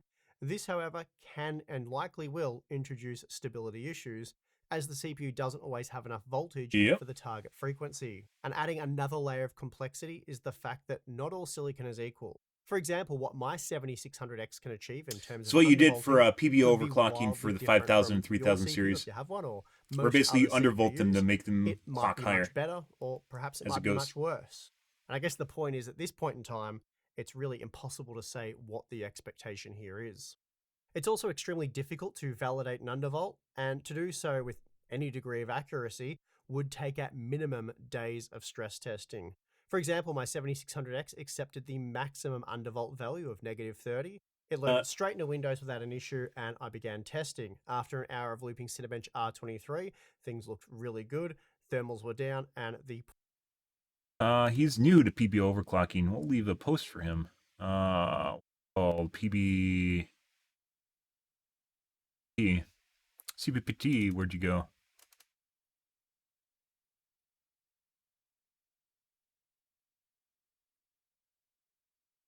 Totally not sorting my desktop and viewing it in a folder because I know where stuff is.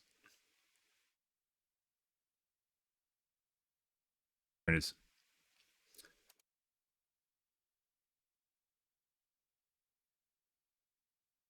I opened my desktop in a folder.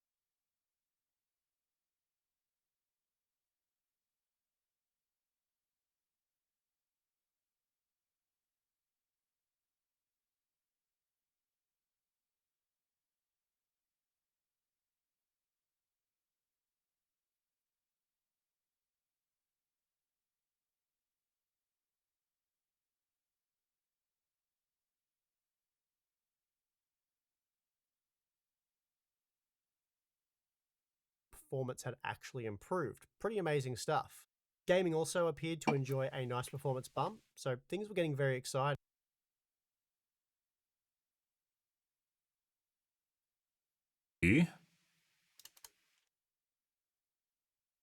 Which mode did I use? There's a specific mode. You don't want to test AVX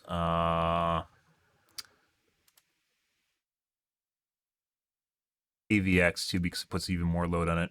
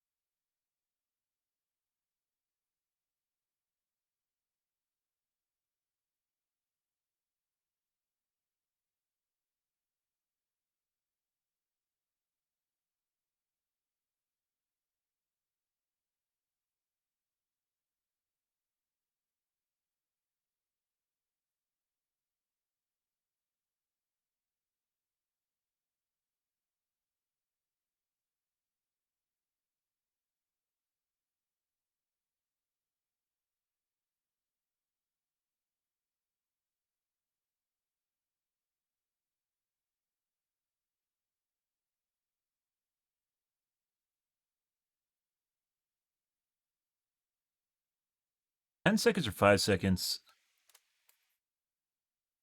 5 seconds.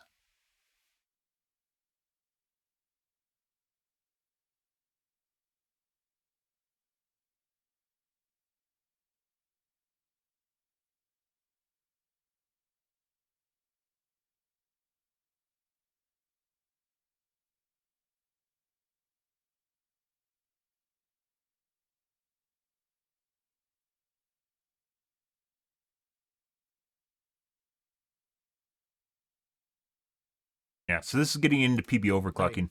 But then I tried to run the Blender benchmark, and within minutes the application crashed to desktop. And after several tries, I reverted back to the BIOS defaults, and the stability issues. This is a tech tuber, by the way. So I tried a -25 offset, still no joy. -20 was no good either, and -15 also failed. In fact, it wasn't until I went for a -10 offset that the system now appeared completely stable.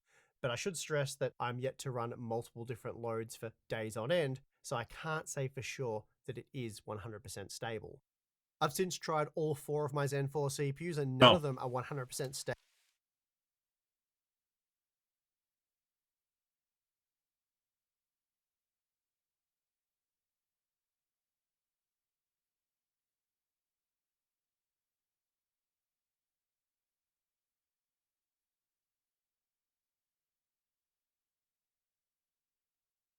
Stable using a -30 offset. Most will I haven't seen a handle weird some error in bench forever. R23 Occasionally they without pop issue, up, but it's like once every like applications 6 like months or Blender will something. crash, and this is on the MSI X670E Ace as well as the Gigabyte X670E Master. So I've tried 2 really high quality boards there and got the same results both times. So based on my limited testing, -10 to -15 appears achievable, but again, I've not done the appropriate level of stress testing to say for sure that they're 100% stable under all conditions. So going into this, I just wanted to make it very clear that undervolting should very much be viewed in the same light as overclocking.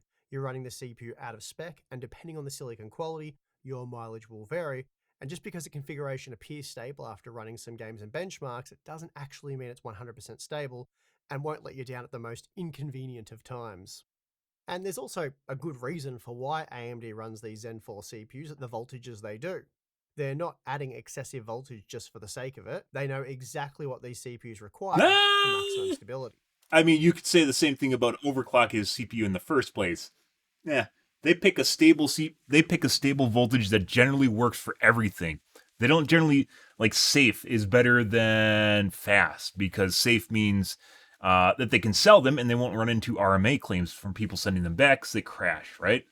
They want safe more so than they want bleeding edge clock speed, which is where overclocking comes in, testing, especially depending on the chips and how they're binned or how they're split up. 802.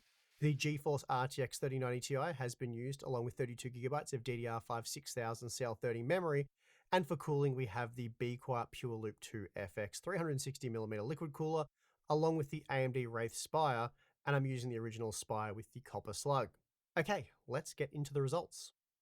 Starting with the Cinebench R23 multi-core results, let's first compare the stock 105 watt behavior. Here the 7600X scored 15,204 points, which was shown in our day one review. And now using the Wraith Spire, we see a 5% drop in performance to 14,408 points, as the sustained clock frequency dropped by 3% and the operating temperature increased from 93 degrees up to 101 degrees, which is obviously very hot, but I was shocked to see the all-core performance drop by a mere 5%. So rather than try and cap the processor at 95 degrees, it's allowing the 7600X to exceed 100 degrees to avoid heavy throttling. Now, with Eco Mode enabled, which are the 65 watt results, we see that with the 360mm AIO, the peak operating temperature has dropped by 16 degrees, which is huge, and yet all this cost us was 50 megahertz, resulting in a mere 1.5% drop in performance. It also I'm surprised it doesn't do this by default. Find a thermal headroom. And now the 7600X you could totally do this. We talked about this in the post that I made about this. So it's not actually undervolting the chip, or not dropping down to a lower voltage curve until you enable an eco mode, and the eco mode being the different voltage curve compared to the normal mode. You just suspect that the chip would sense that there's a lower threshold and then drop it to like an eco mode, or you could have a bunch of different variants. I assume it wouldn't take that much room on the CPU. Just 4% they have slower a table and a degree warmer while and the firmware on the BIOS. That is pretty nuts. Now, looking at the undervolt results, we see with the 360mm liquid cooler that things have improved. Not massively, but even with a -10 offset, we're still seeing a 7-degree drop in operating temperature with a 100 MHz boost to the sustained operating frequency, and this did improve performance by roughly 2%. Certainly nothing to write home about when it comes to performance, but the fact that this was achieved while reducing temperatures is very good. It's a similar story with the Wraith Spire box cooler. We're now looking at comparable performance to that of the stock behavior at 105 watts, though temperatures are still up by 5 degrees. So this means for the 7600X, just enabling the eco mode will provide the best temperature results while not compromising stability, while undervolting will generally improve performance and slightly lower temperatures from the stock configuration. Both are certainly good options, but neither are amazing. They don't drastically improve how the 7600X performs. Meanwhile, the single-core performance is kind of curious why it actually clocks up to 101 Celsius, right? I thought they're all capped at 95 Celsius. By no more than 1%. So what that means is, for the most part, I expect gaming performance should be largely unaffected.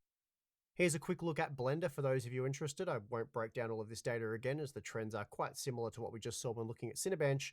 What I will say though is, when using the Wraith Spire, this will result in about a 4% performance hit. So again, a pretty negligible difference really. And here's a look at total system power usage in Blender. Stock the 7600X pushed the total usage to 226 watts, and with the Wraith Spire that figure came down to 211 watts, as the higher operating temperature saw the operating frequency slightly decrease.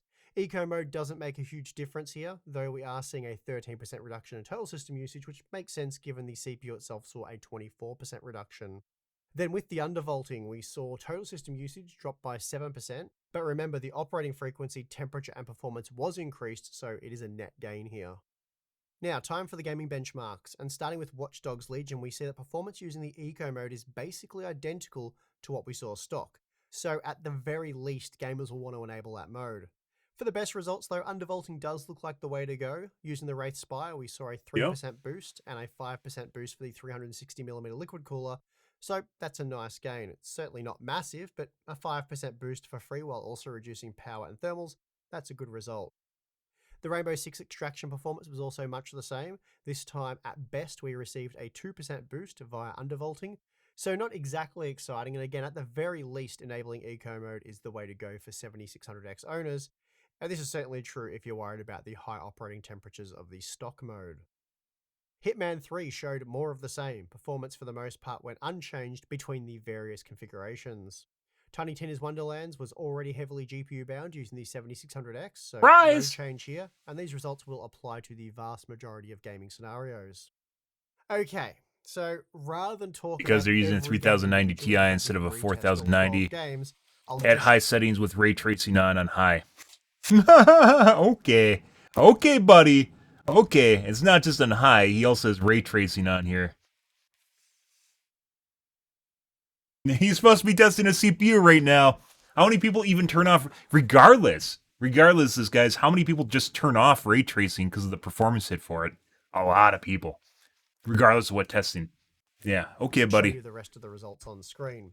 In short, there's very little difference between these various configurations when gaming, and there are a few reasons for this. Firstly, when gaming, the 7600X generally doesn't come close to reaching the maximum power draw. And in fact, when limited to 65 watts, it will more this one is medium for some reason. I see. That. And this means, as a result, when gaming, the 7600X won't be pegged at over 90 degrees. Highest? Like okay. What we see in all-core it's 1080p though, right? That makes up for it. R23. Rather, for the vast medium majority again? Of the games, okay. The temperatures will be significantly lower, and we'll take a look at that.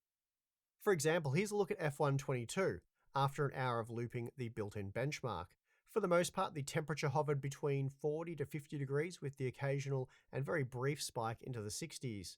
Total CPU package power was often in the low 50 watt range, with core power just over 20 watts. So when compared to all core workloads, the power draw and temperatures are significantly lower in F122. If you care about Cyberpunk 2077 is much more CPU demanding, and here the package power typically stayed above 80 watts. But even so, temperatures were still miles off the 93 degrees seen in Cinebench R23, typically hovering around 63 degrees with the Wraith cooler, guys, which is a box cooler. They don't sell them, or they don't power usage range between 60 sell them with the processor. I'm pretty sure you can still get them though. eBay at least. In the range of 50 to 60 degrees. Pretty good, again, like basic all of cooler. These games were left for an hour to heat up the CPU. I don't know. Maybe it does. No, there's. I'm pretty sure none of the Ryzen CPUs come with CPU coolers anymore. But less than Cyberpunk 2077. Has one of the selling points of the 2000 and 1000 which series. Is another very heavy CPU user. This push package power to around 82 watts for an operating temperature of about 60 degrees. So a similar result to what we're seeing in Cyberpunk. Tiny Tina's Wonderlands, again, isn't a very CPU demanding game, and here we saw similar behavior to that of F122. Typically, package power hovered just above 50 watts with operating temperatures ranged between 45 to 50 degrees. And the last game we'll take a look at is Counter-Strike Global Offensive. This isn't a core-heavy game, but it does push the CPU quite hard with hundreds of frames per second, and this saw package power generally around 50 watts for a typical operating temperature of just shy of 50 degrees. So there's a bit to go over here, and I guess we'll start with the eco mode, which is really nothing more than a power limit. It did work quite well with the 7600X, dropping temperatures substantially with a good cooler, and it had almost no impact on performance. How different this will be with the 170 watt models depends on things like power limits. And right now, the pretty sure he has a lazy eye. I've noticed this before. He does a pretty good job of hiding it, though. A 65 watt limit regardless by turning his face towards the camera. But motherboards are now also getting this feature, which you can enable in the BIOS, and I expect there to be a range of power options there. So occasionally, like he looks at it straight on. That's only for like a tiny bit. A similar method is to just force a hard temperature limit. It's essentially the same thing as eco mode. The power limit is just a bit more dynamic depending on your cooling performance, but overall, the results will be similar to that of eco mode. Did he try that though? He didn't benchmark that. So the difference here, I'd assume, between eco mode and the normal mode isn't just a power limit. It is alternative voltage curve. Because if you clock lower, you obviously can get stable at a lower voltage, right? But that should vary. Undervolting with PBO2 is a neat trick, though as I've explained, there are a few major caveats here. Firstly, depending on the silicon quality, the results could be great, they could be okay, or they could be very unimpressive. This is not a universally proven method. The other important issue is, of course, stability. Stress testing to the degree where you can be satisfied that the system is 100% stable under all conditions takes time and experience. And if you simply can't afford crashes, I'd say for most it's just not going to be worth the risk, but of course that will be for you to decide. We'll post a comment here in a second, guys. What shocked me about this testing was how well the 7600X performed with the Wraith Spire. Sure, the temperatures using like they designed it so it could work high, with just shitty coolers too. And again, weird, huh? Was great. Then with a little bit of tweaking or by simply enabling the eco mode, it was very usable. Again, temps were high, but we were now in AMD's safe range. More importantly, this means using an affordable tower-style cooler is very possible and will lead to much better results than what we saw with the AMD box cooler. What's crazier is it It's actually also boosts very up to important 100 to note that the Celsius. Like, it'll 95 go up to results 100 shown for Celsius. the Zen 4 Normally, depending on your CPUs are processor, it'll actually shut off the recorded system at 100 stressful Celsius. all-core I think workloads AMD systems and shut off really at 110. don't apply to a gaming situation. Using But the I thought exact they're same actually capped at configuration, 95 it resulted Celsius, in a unless you turn that 95 off. degree temperature in Cinebench R23, saw on average just a 60-degree operating temperature when gaming, and for many games the temperature will be considerably less. Personally, I don't find the higher operating temperatures of Zen 4 CPUs to be all that of a big deal. By monitoring how they behave, it's Not. quite obvious AMD is People not are just lying, freaking out because, oh my rather god, the 95 CPUs are Celsius. operating as intended, AMD literally made and the as processors process to nodes operate at continue 95 to Celsius. increase in density, Yeah. I believe this sort of behavior will be normalized. In my opinion, the real issue for Zen 4 are the platform costs, things we've already talked about in our Yeah. reviews. The Those are going CPUs to come down, themselves though. are already quite For sure. expensive, but it's The first absurd motherboards to be introduced are definitely not budget motherboards. We're probably going to see that in the next couple months here. price of AM5 motherboards that really hurts their value. Which Gamers along Nexus with the talked need for about them being expensive premium DDR5 not getting memory. information on it The at only all. good news So here being that both issues will almost certainly could be that solved their in budget time, motherboards are but under for now, you're NDA. They're simply trying to best sell not their expensive waiting. ones right now or Again, that was something. my recommendation in all 4 of my Zen 4 Motherboard reviews. manufacturers Anyway, have budget I'm gonna get motherboards back under to testing. NDA There is from far AMD. too much work on right now, and that's just talking about Zen 4. I still want to provide a detailed cooler guide. We've got X670 motherboards, B650 motherboards, all the VRM testing to be done there. And yeah, well, there's just much more stuff. But before that, we have quite a few GPUs to check out. So make sure you are subscribed for that. You're not going to want to miss it. And if you enjoyed this video, you know what to do. Also, we have Patreon, Floatplane. Subscribe to either one of those. You'll get more Hardware Unboxed goodness. It'll give you access to our exclusive Discord server, monthly live streams of Tim and myself, Q&As, and behind-the-scenes content. Tim has just about moved into his new studio, so he'll start pumping out some content soon, so that'll be good. Anyway, thank you very much for watching. I'm your host, Steve, and I'll see you again next time.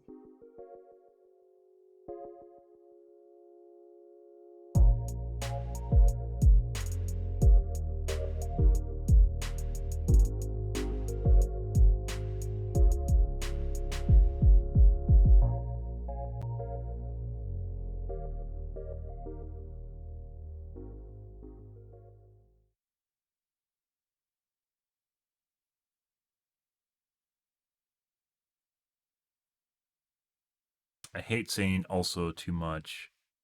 Good connecting word.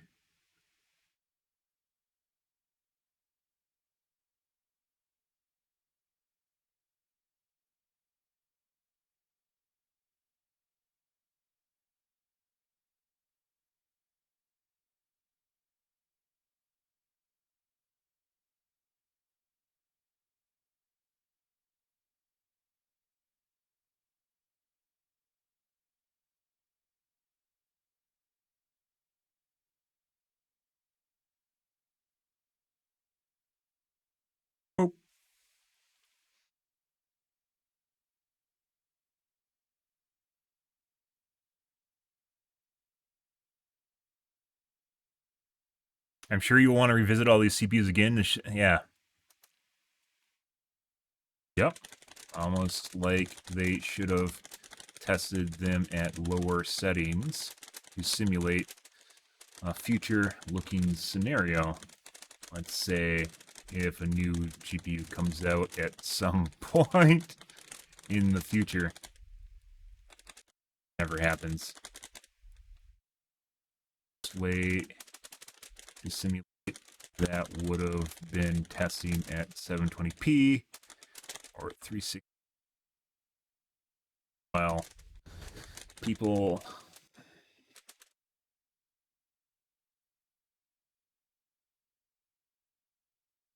solutions. It's a way of simulating a much. Not sure why either Hub or GN do this. People, I'm going to reiterate my old posts. If careful, most people keep their CPU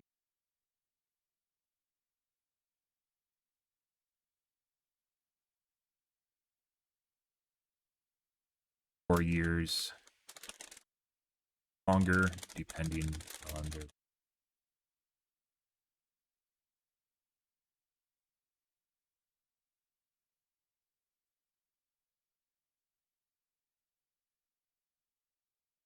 Surprised no one in here knows about how to stress test PBO. This is a tech tuber, by the way. More information, guys. I'm more in the know than a tech tuber. Here every night. Here every night. Multifaceted individual, guys.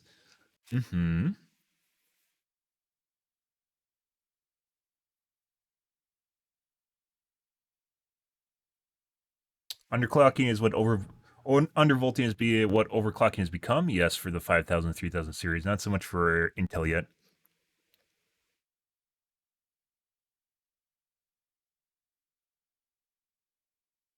A curve optimizer actually makes your CPU unstable, idle too. Yes, it does.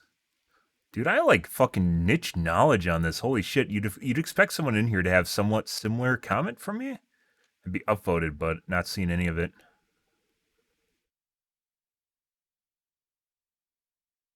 Yeah, a bunch of people running -30. You can't do that. It seems like your system's stable because you can boot with it, but the way that it works, because of PBO, the way that it boosts and adds voltage, it will basically be fine under load, and usually under heavy load, especially under heavy load, but it will fail under light load and at idle when it ramps down, when it ramps up and ramps down. So you have to test basically the far reaches of both sides, absolute idle and absolute maximum. Clock speed, not particularly load being wattage.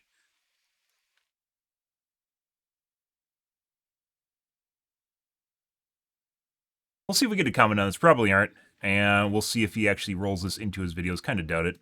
Just like Twitch, guys, with our friend Mr. Winter, we'll probably see this stuff slowly integrated into his testing methodology here, and he's not going to comment on it at all.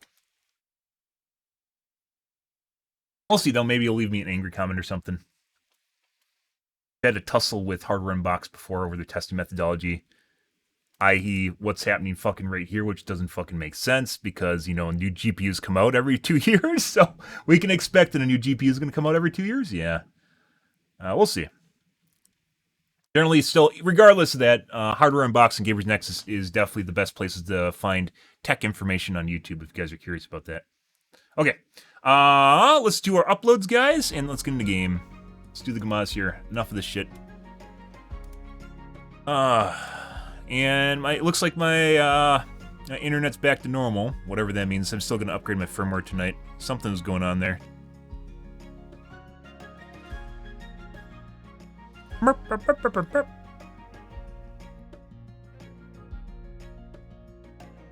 Museums. I want to learn about museums. Not right now, though. Keep watching. Okay. October 2nd. We got a couple uploads here.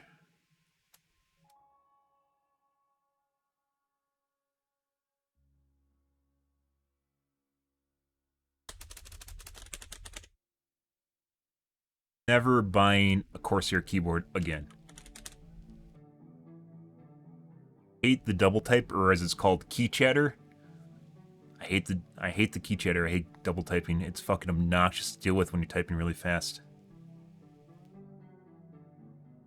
Like, gonna give me literally is gonna give me a real life stutter because like my line of thoughts coming out and then it just goes.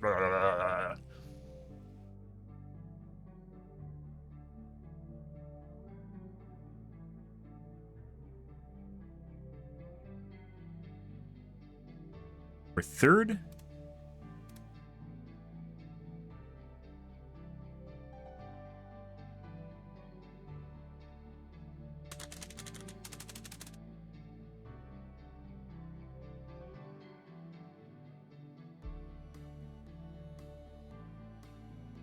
I mean, they get firmware upgrades. If you're saying whether or not it's the AX86U is the new one. And there's a budget version of that too. The AX86U is the newer variant of the AC68U, or excuse me, the AC86U. The 68 is the lower end model. But this is 270. I don't know what your budget is. And then the lower end model of this is the 5700, which is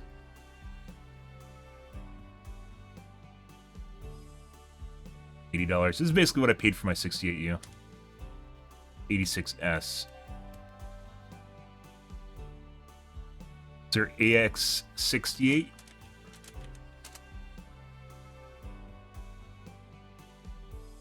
The 86 and 68 aren't the same. I don't know if that's so. This is supposed to be their budget model. AX55. There's so many fucking routers, guys, and they all overwrite each other, and they don't, like, the newer model isn't always better than the old model, too. There's fucking weird shit. But yeah, like I'm saying, right now I still use an 86U. I haven't had a reason to upgrade it for the most part, except for this little nuance that I have going on right now. These little nuances, which I'm going to do a firmware upgrade and see if that fixes things. Haven't had any issues with it, so I've had no reason to upgrade at all. Depends on your budget once again, but they have models for these awards mean shit, jack shit. Basically, getting the newer model means that you're going to have higher end wireless if you have an AX device. AX is a new version of wireless, and then there's like I think they call it Wi-Fi 6, which is another variant of AX, which supports like 300 megahertz or something weird. Oh, this does support Wi-Fi X. Wi-Fi 6. Wi-Fi 5, I don't know if that's AC or just a variant of AX. It's all sorts of confusing. For the most part, the differentiating part here is the Wi-Fi standard, but sometimes they will dong-nosed X. Sometimes they will gut the router, though. Tells you the processor here. Well, the U and the S have the same specs, apparently.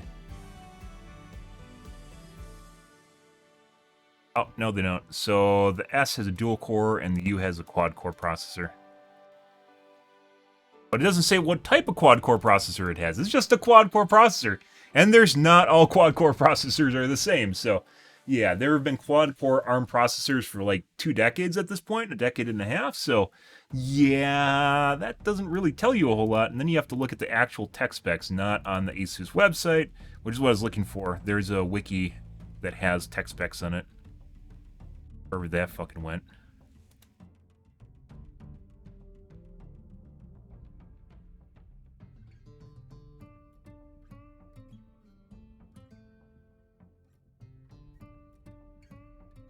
I hope this also works. So we look here, and then you can actually see the nitty-gritty. But that doesn't help you because no one benchmarks the CPUs. So you don't know how much more powerful one CPU is compared to another one, because no one tests it. A Broadcom BCM 4908.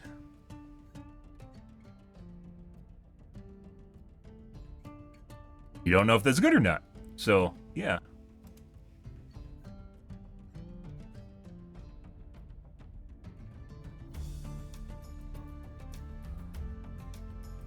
Four is better than 2.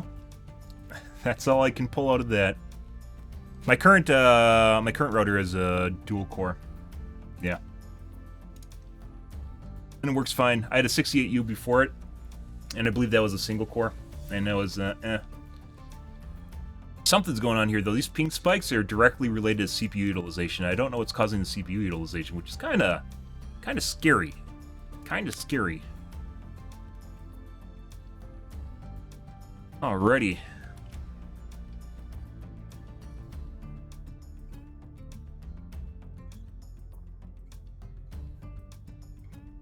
By daylight.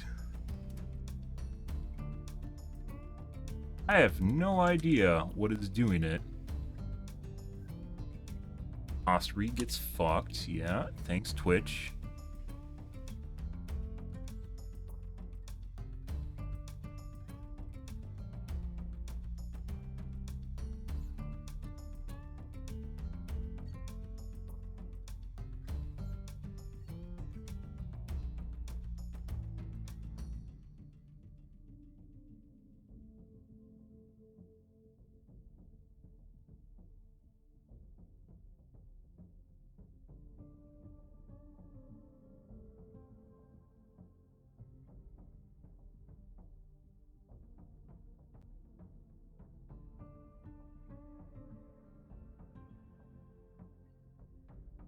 Can speed this up. Brrr. Boop. That did not work.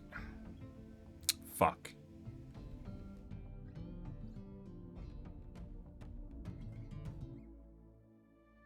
Ah, well, that's useful.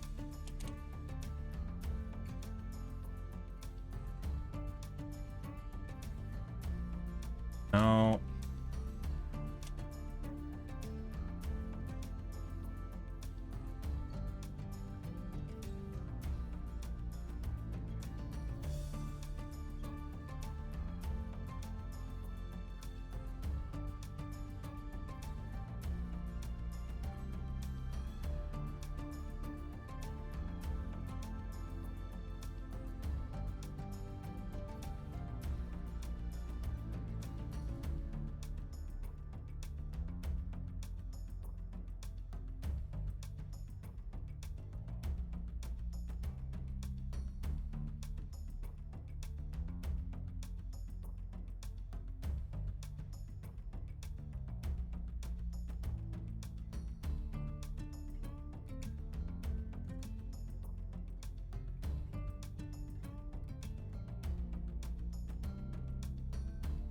Yep.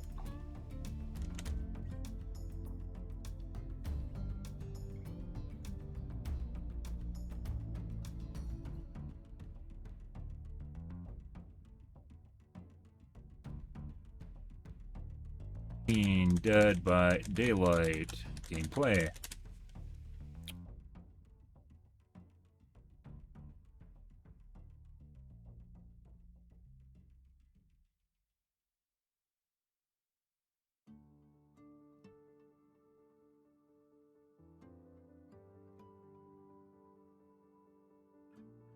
Oh my god, we have one view on some videos again. Oh god, are they just the cheater ones? Yeah, they are. Yep, it's any video with cheating in the name. Kind of weird. Alright. And take a piss, guys. Be right back.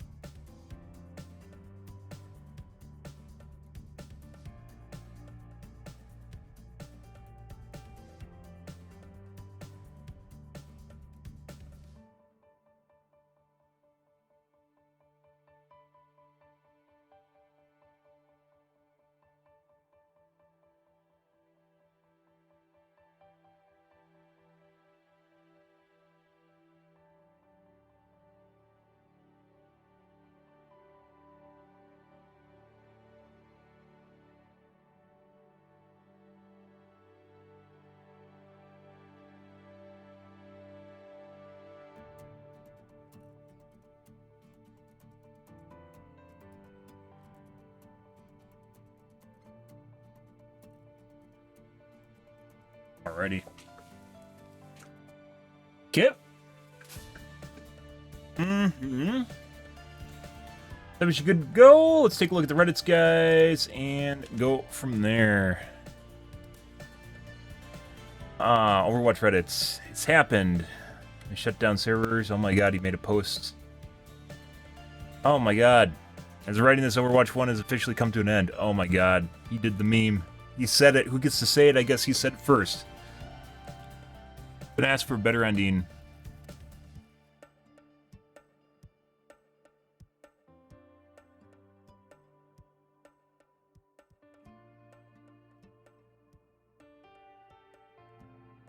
Probably actually photoshopped. That was quick.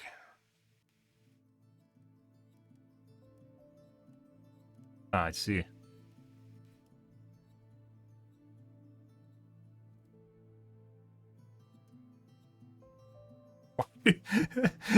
It's fucking hilarious that people are freaking out about the fact that they have to play Overwatch 2, even though it's almost identical to Overwatch 1.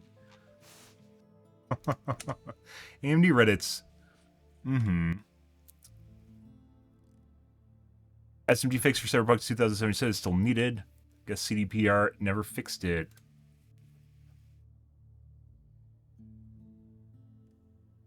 You have an AMD CPU that supports SMT. I highly recommend you give this a try. Only improve performance when CPU bound. Yeah, well, Gamers Nexus and Hardware Unbox don't test that. Yep.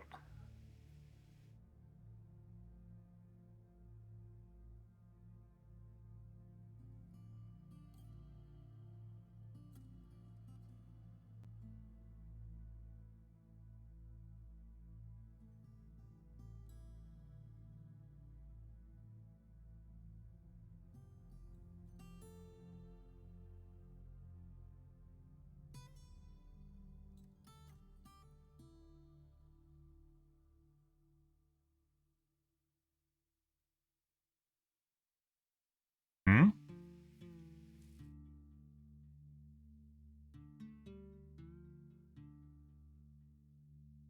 I used the SMD fixer back when I played Cyberpunk, and it made stuff much better.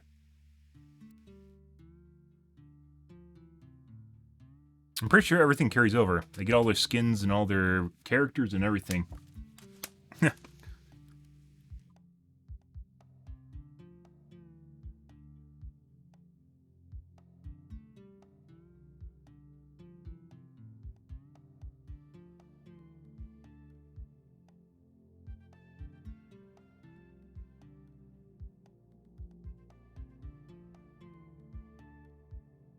Didn't need to do this so-called SMT fix at all. That just means you're playing at lower performance than you could have been. Bravo, sir. Bravo. You beat the system by brute forcing it. 5900X with a 3080 here and didn't need to do this so-called fix. I'll show you good. Yeah. CPU utilization is always around 50 to 60%. If you're at 50 to 60%, that means that you're basically maxed out. 60% means you're going higher than you could with SMT off. That means that your utilization of physical cores is above 100% at 60%, because it doubles your cores. Yeah. So you're actually operating over 100% utilization. I know that seems weird, because of the way that it loads cores, if it was near 80% with SMT on, your system will literally be grinding to a halt. You can only do stuff like that with synthetic workloads where latency doesn't really matter at all. How long it takes to execute stuff doesn't matter. And it's more efficient from a coding perspective for raw throughput, but not for a latency perspective, which matters a lot for games. So this guy's a moron. A lot of people don't know that, though. The 50-60% with SMT on is the same thing as 100%, more than 100% with SMT off. That's basically at what point you are getting extra benefit out of SMT. But it's not the same thing as just raw CPU cores.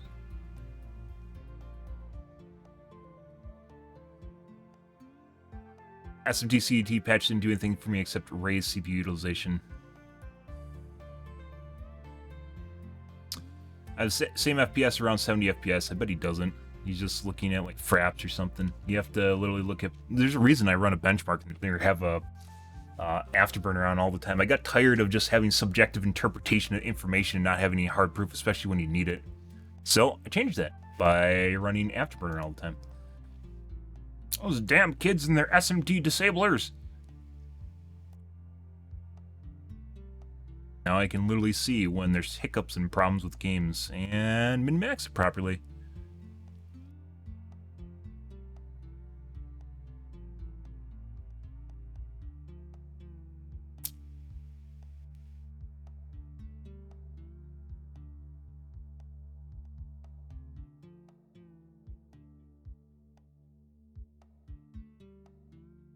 It's 60% entirely, so I have 12 cores here. This is with SMT off, though. It is 60%. This utilization is across all my cores, for instance. But with SMT off, or with SMT on, this would be 5%. instead of 9 or 10%. And the reasoning for that is because I have half the number of total cores, but when you have SMT on, you have 2 times the number of cores, but they're virtual cores. It splits your CPU into 2 virtual cores, which can technically load better, like for overall, like putting information through your processor, but that's not latency sensitive. As a gamer, you are very dependent on latency, and latency matters a lot. Why I generally have SMT off, because there's some weird games, especially older games, that function better with SMT off.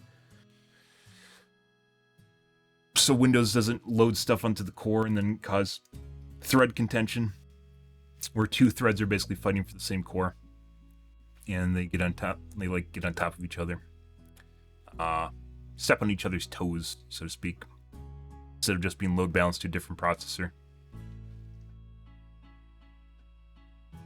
But it definitely lowers your synthetic benchmarks for sure. SMT off does.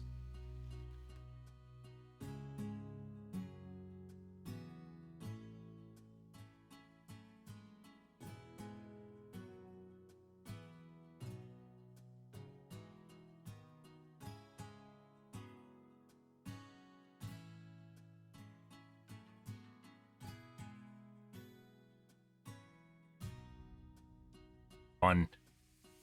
You and your friends load into the match. What personally is your first sign you won't have any fun in that game? You and your friends? Your fun? I see. What about my fun as a killer?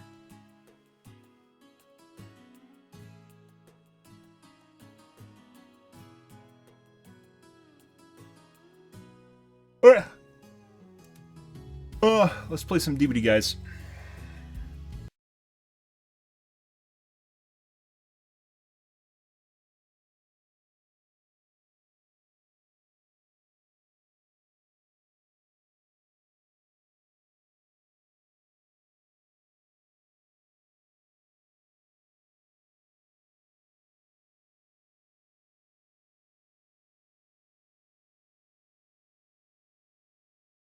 Hopefully whatever's going on with my latency right now will not be a big deal in game, but we'll have to see.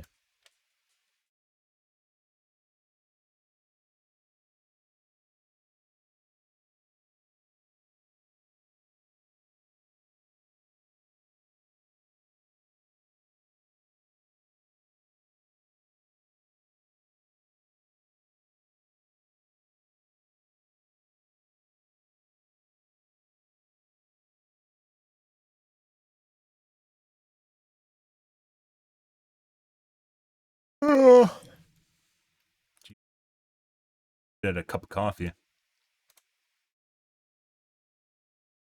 I had a decaf, by the way. I generally don't have caffeine near midnight. Non-soda caffeine. Coffee caffeine, because coffee obviously has more caffeine in it. I can go to sleep when I finish streaming and I want to go to bed. You're getting old, yeah. Or maybe it's just the same thing all along. It's just you pretend that caffeine doesn't affect you when it actually does. Now, hopefully, guys,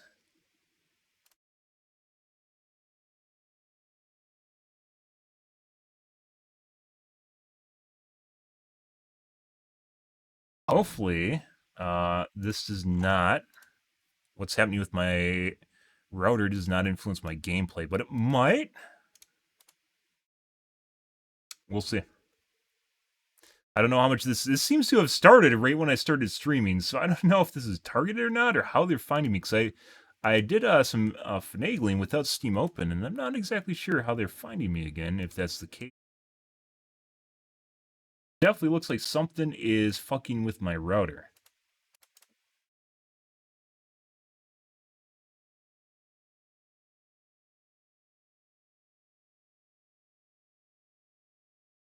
What it is, I don't know.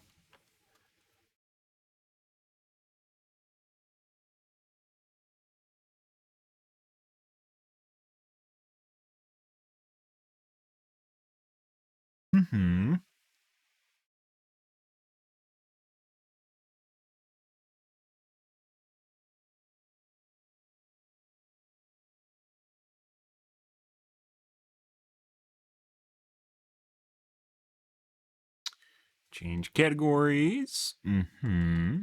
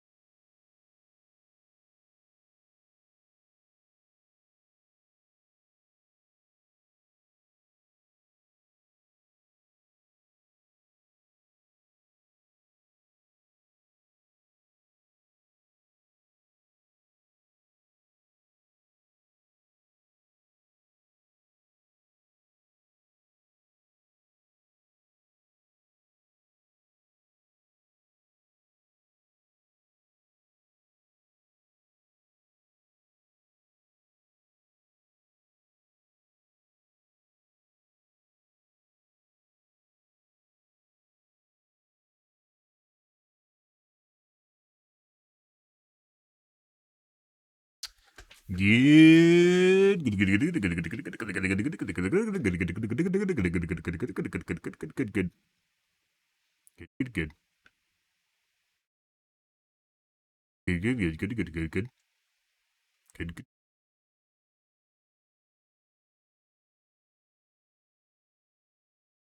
have actually been a program I had open on my laptop. That'd be kind of weird.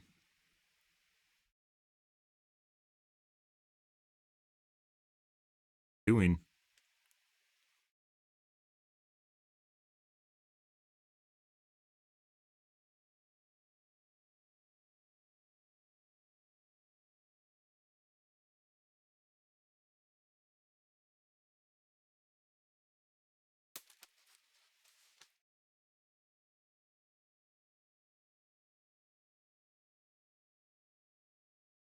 Hmm. Mm-hmm. Oh, maybe not.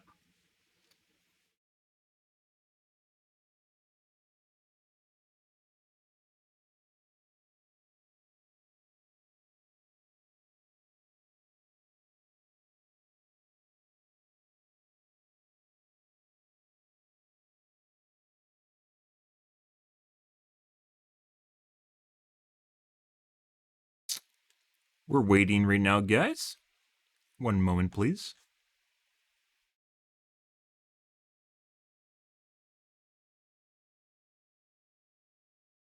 And 4 globes, next game.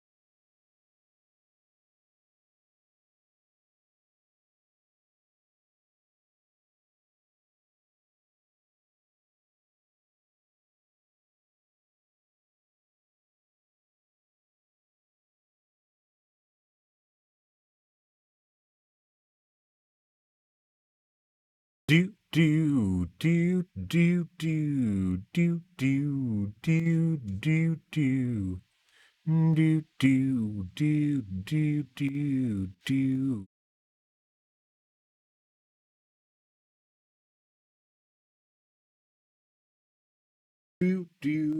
Do. Low cues for some strange reason. It's pretty remarkable. Mm-hmm. Oh, we got a bunch of high prestige players too. Wow. Anonymous name. Next game. Cool. Why do I get so many anonymous profiles now, guys? It started after we started running those cheat lobbies on Saturday.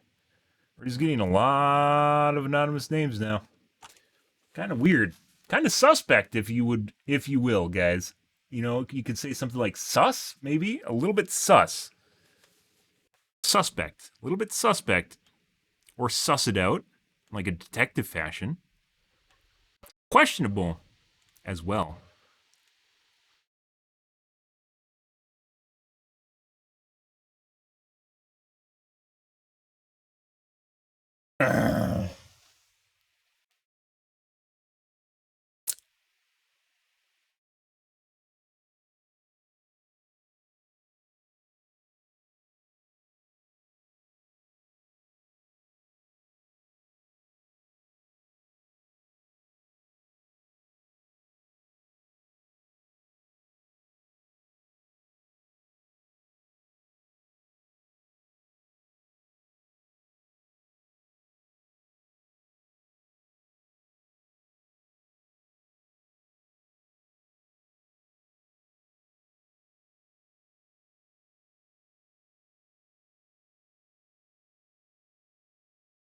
I need to be TTVs.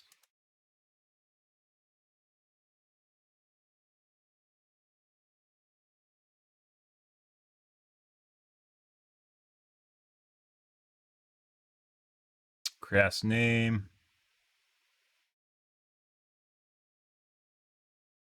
Another guy pretending to be a TTV. Pre-made, guys. So this is probably a cheat lobby. We're going to take it anyways just to see what kind of games we're getting into, but my guess is going to be a cheat lobby. Definitely a pre-made. There are multiple people in there pretending to be big streamers, which obviously wouldn't be playing together. I'm off.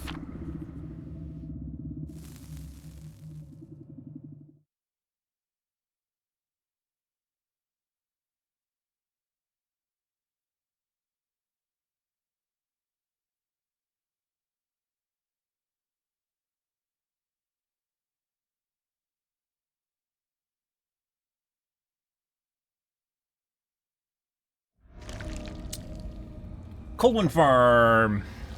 Torment Creek. Let's break your cup door.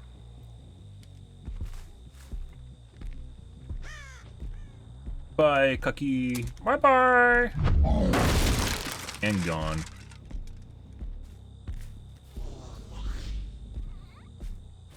Fuck noise was that? They don't fix the zombie AI, but they add new sounds to the zombies. Sprint burst. The other three are probably over here. Not. Where the fuck are the other three?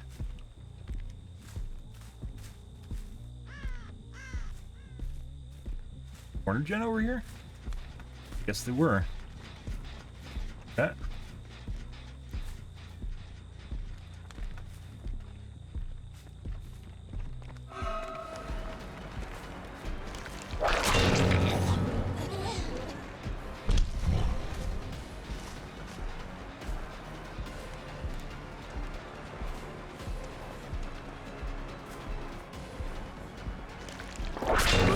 Yep.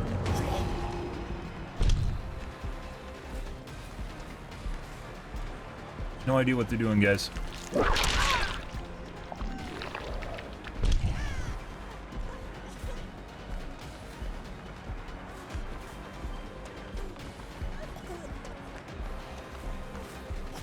Dead eye for me.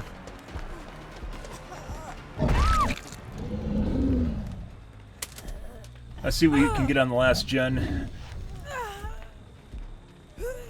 Okay, we'll go over here then. Bye.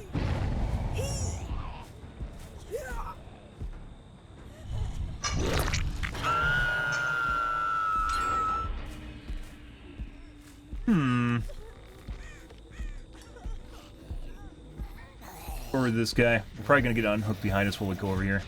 Let's find out. I'll double back for an unhook. There she is. Yeah.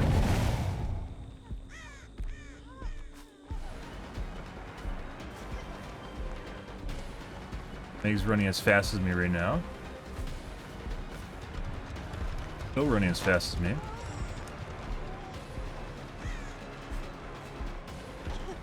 Out the Meg, whoever's behind me. In front of me.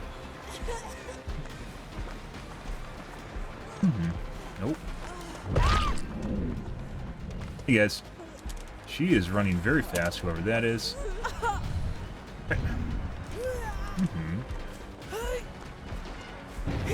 Fuck the pooch. And hooked.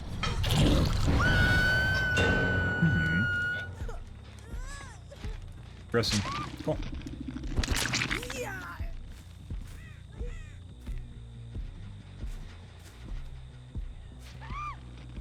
There we go. Oh, she left. Toms.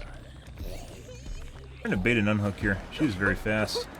A lot of erroneous moves there, though.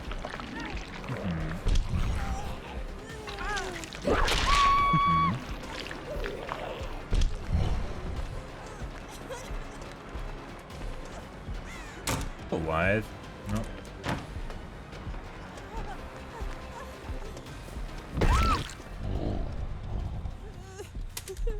We might get slapped here, guys. We'll find out. Nope, no slap. She's dead. Away from her friends so we don't get a sabo.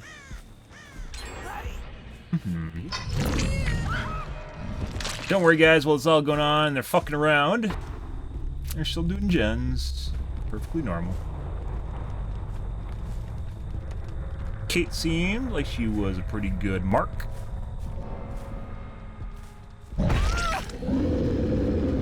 Oh, that's even better. Nope. She 100% should have taken that zombie. 100% should have taken that. She didn't. Go over here.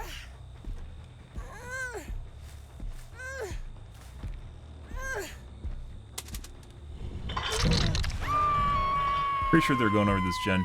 Putting aside the deadlock on it. Might get unhooked behind us, because we don't know where they are, how long they left. Nope. They're over by Zombie Chan over there.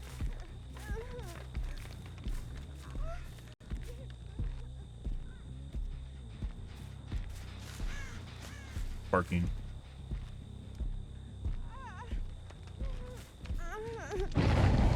Where they all are now.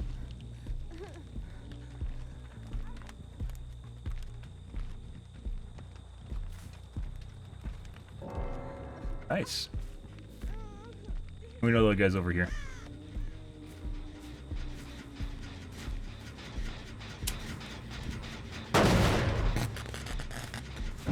And we did that, because now we can slug. So she isn't just going to kill herself. She didn't get the memo, apparently. And we have no blood pools. There it is. Blood pools last a lot longer than scratch marks, by the way. I believe blood pools are 12 seconds. Huh.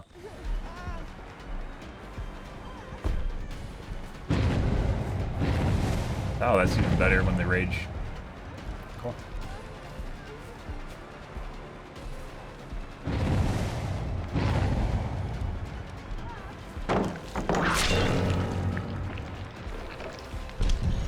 Double back. Good. That's why you need to break pallets, guys. Use them. W key. Probably could have whipped that.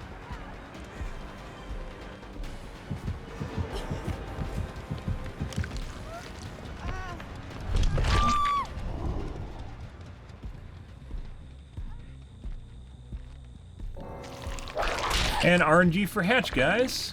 Cool. Uh-huh. Good DC exploit for Hatch. Good, good, good. She's over here. We saw scratch marks. Hmm.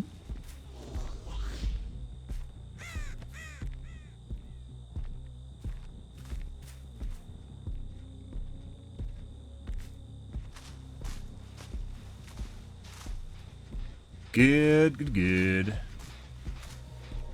There it is. Yes. Hey, buddy.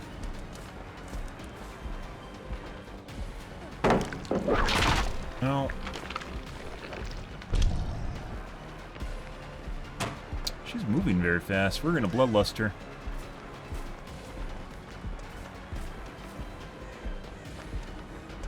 Not gonna make that.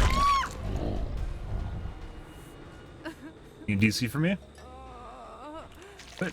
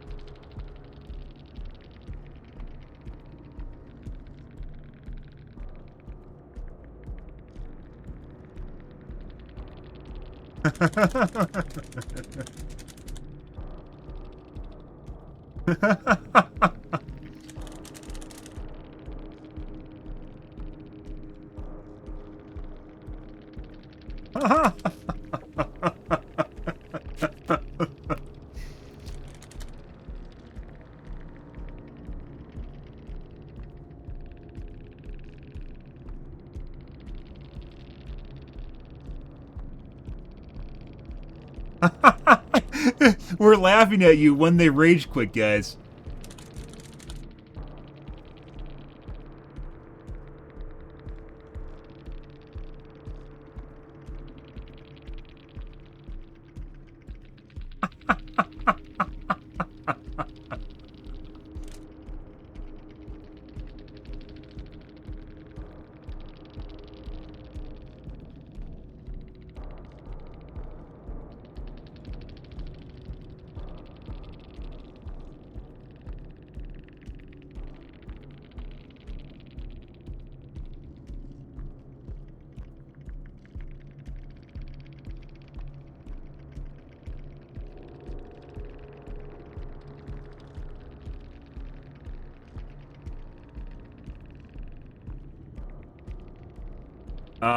What does the fucking survivor escape symbol look like? I think they're little hatch symbols, right? No, like a little door. Left. They couldn't handle it. Little doors. Yeah. They aren't hatches, they're little doors. Kind of interesting if it showed a hatch instead. Yeah. Yeah, apparently I'm mad. I'm the mad one here, guys. Not... They're laughing, by the way. If you're curious, according to them, these guys were laughing. According to these guys, they were laughing. Yeah, they were having a great time. As you can see here. Yeah, and I like... Do you get 20,000 points in all your games? And like, do you get 5,000 points in all your games? Yeah, for sure. And those guys were definitely sweating. They're trying, they got shut down, and they got angry. Oh. Uh-huh. And then we still killed the last guy. Oh, that's good. That is good, guys. Ah.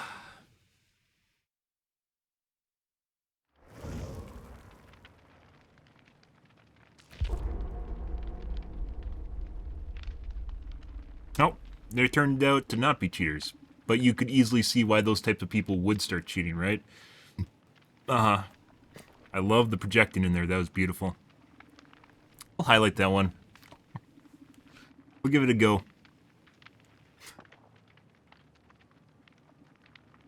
Gotta love me a 3-man DC, and then they don't even get hatched at the end.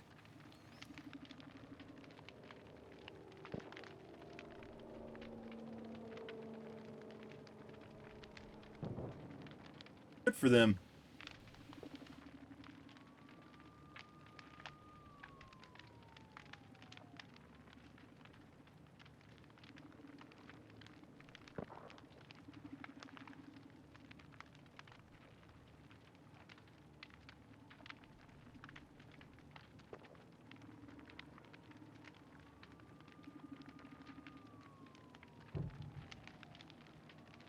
I mean, it is. It's obviously a kill. You don't just push a button and win. That's why. It was sarcasm. That's why I was making fun of them. Oh, it's better than a kill. Ah. Yeah. Especially when it's, none of those were like a ending fuck you. Those guys just left. They just rage quit. Killers, when they do that, do not get the benefit of the doubt. They definitely do not like, oh my god, I'm sorry, killer. Oh no. Yeah, they literally get made fun of hardcore.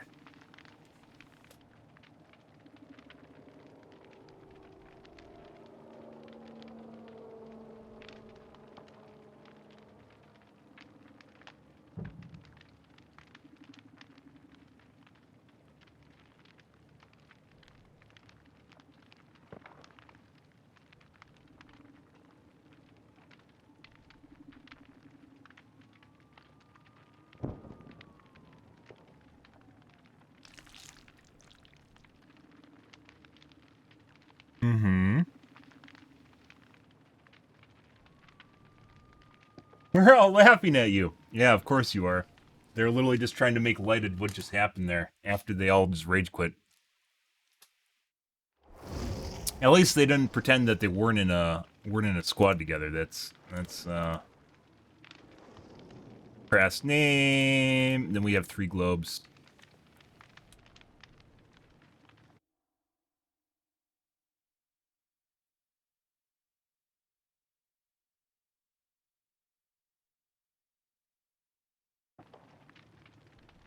Left.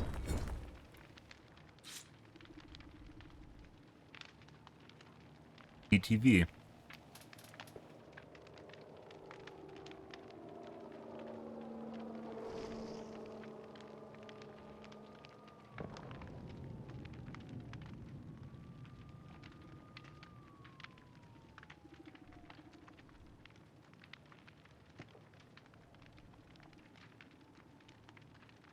Globe.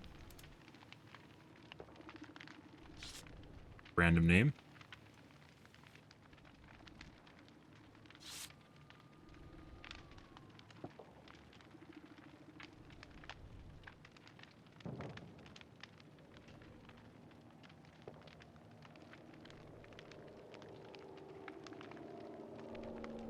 Guys, let's see what kind of game we get this time. And we're running out of, still running out of ink ribbons. We're only halfway to 2 mil. That's running flans.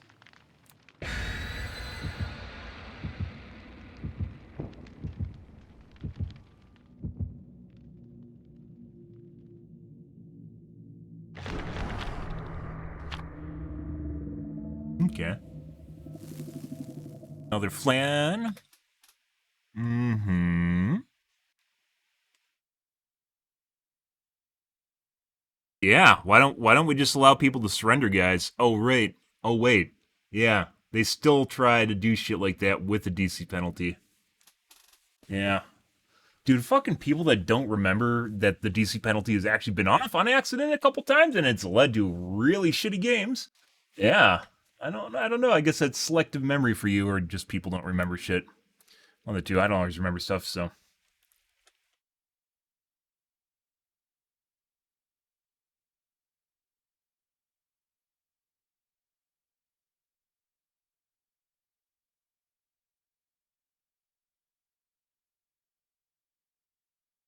Mm-hmm.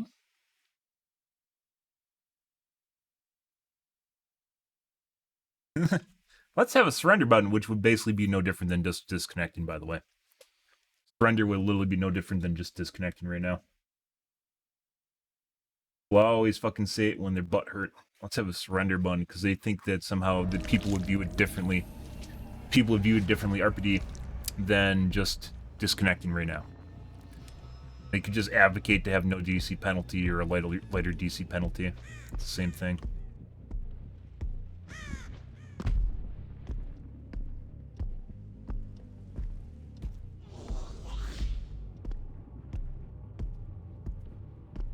You like this outside right gen right away. Yep. At least. Good people. Hey guys. What the fuck? What the fuck are you doing? Hey buddy. Okay. Alright. Well. Good. I like this hook better, so we're gonna go over the side hook here.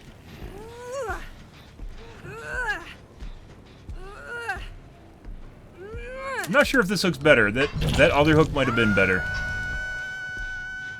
Ah! Jeff came back. Good for him. Not sure what that was. Maybe I'm getting, maybe BHVR enabled streamer mode for me. Streamer MMR for me. Enabled streamer MMR for me.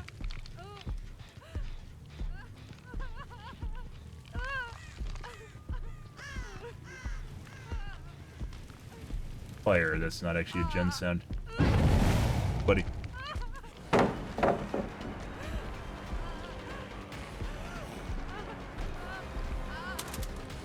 Yep.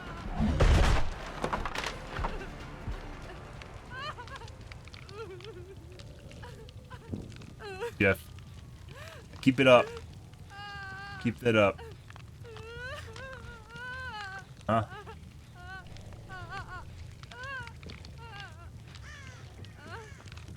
Buddy.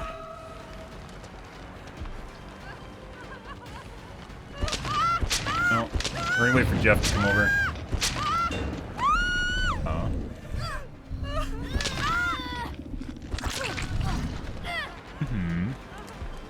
Oh. Okay.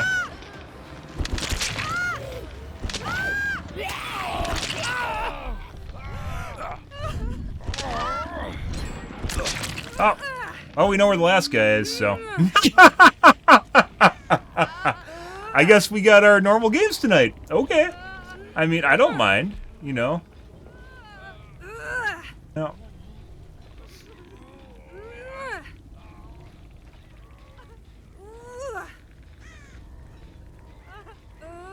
We're gonna wait for her to die. Uh-huh. She has to go around now. She can't make that in time.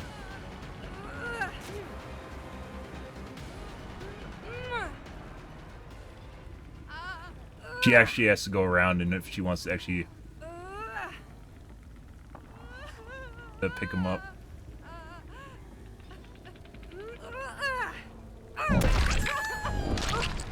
Oh.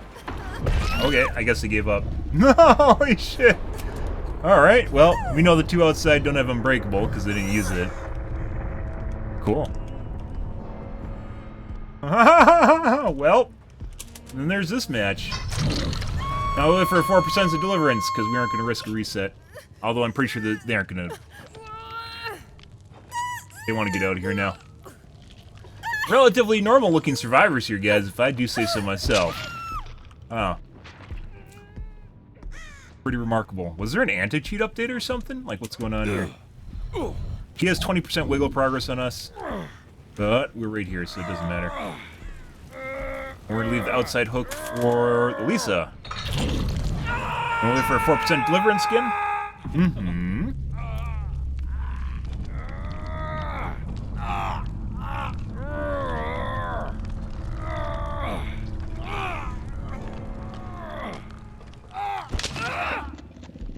Bye.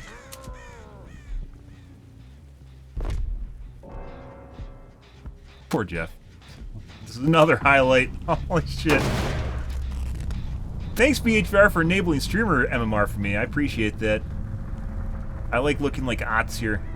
I can literally run whatever perks I want now, and it doesn't seem to matter at all. She did give me an offering. Not that I care. We have Lisa an offering. Oh, yeah. Give her the hentai.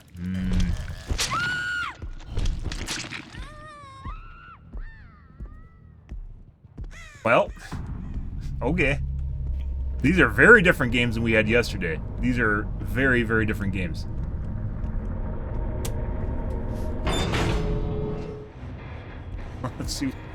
Let's see what kind of chat we got this time.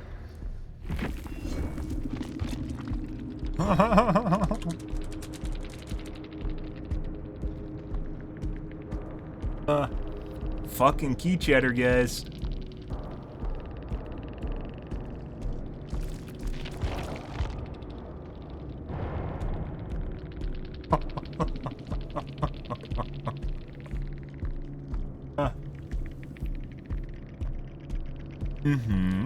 She did. Oh, the Feng gave me a brown medkit too. Good for her.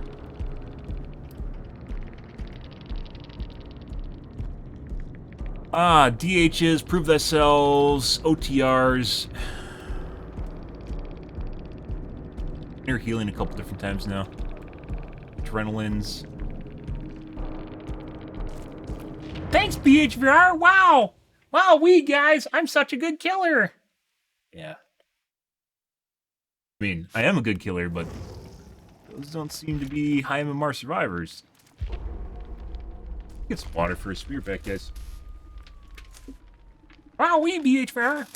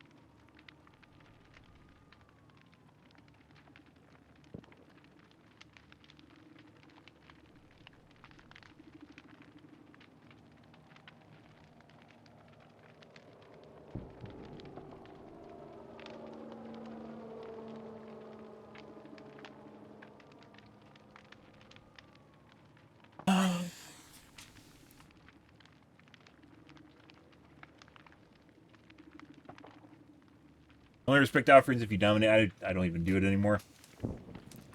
They just, they pick and choose. I've found survivors at high MMR will literally do anything.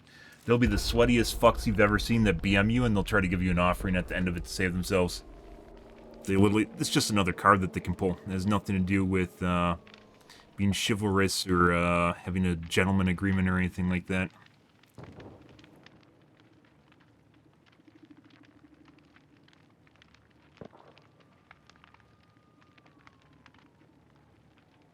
You've seen it. You've watched it. You've seen it. Sweaty as fucks that BM the shit out of me, and then Yeah, when everything goes to shit, then they're like, oh, here's a med kit. Tee-hee. And then when you shake, they just, or like you do something, they'll try and immediately take advantage of it too. You head shake at them or whatever, and we try to fuck with you. It's just another tool for them. So. It works at your MMR, and, you know, it works for you. Good. Good.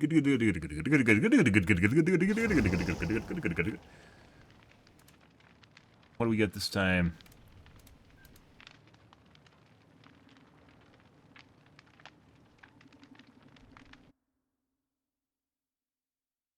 Private profile. Another private profile. I'm very certain I've played against this guy before. I really think I need to start blocking people when they're cheaters so that we know when I go against them whether or not I've played against them already. I'm pretty sure I've played against this guy before. I don't know if he cheats or not, though.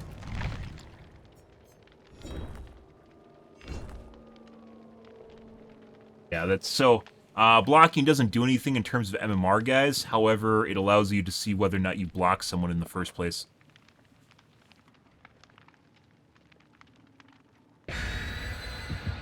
Probably should change my offerings. Too late now. Fuck was that last match? I was watching Spook and Dukes earlier tonight, and he was just getting shit on constantly. Oh yeah? Almost like they know I'm running Flan. This is definitely a pre-made. Holy shit. Well.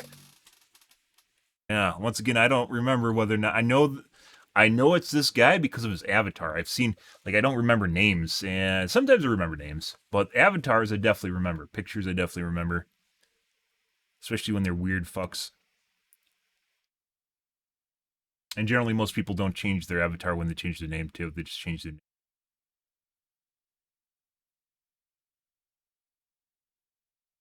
And you can still see people's pictures even if they're private, too. So it doesn't matter.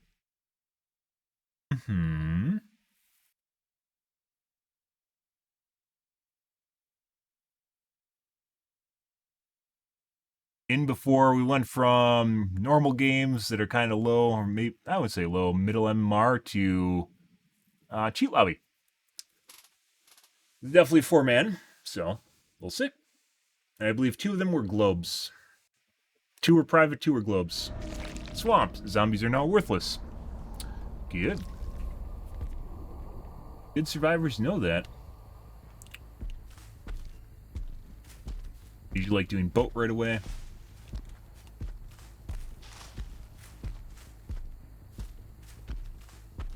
Platform.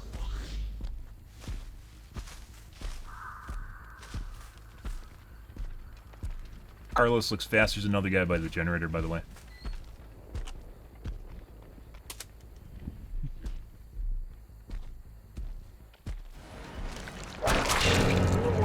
Carlos. Radio in. Good. Phase 2. Our zombies are broken. Oh, buddy. Okay, I thought it was a cheater. Okay. Quick and quiet.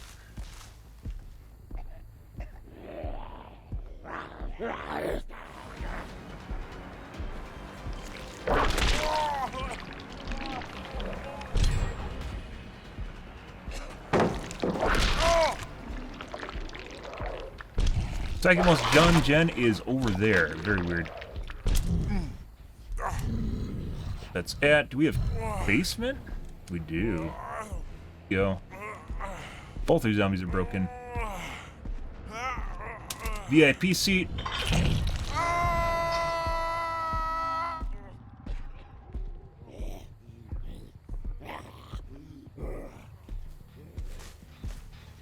Go reset this guy. Double back. Hey, buddy. Yeah.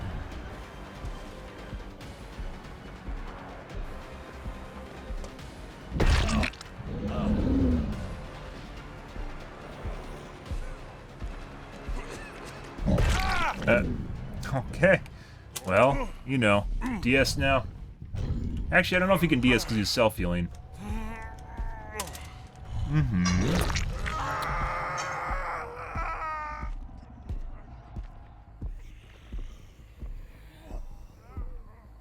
It sometimes seems like the sound of this game, guys, is delayed.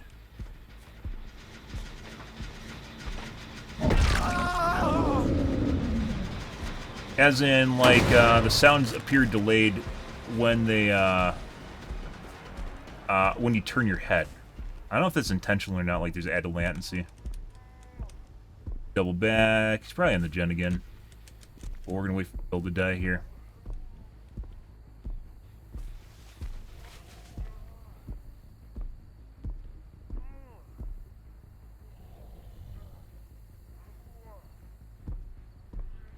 Yes.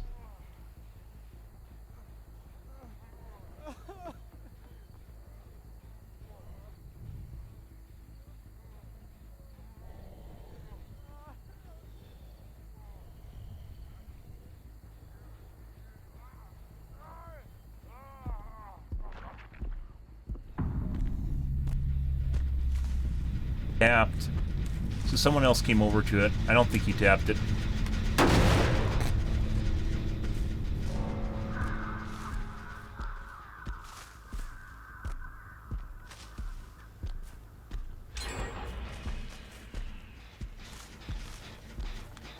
Work done to it.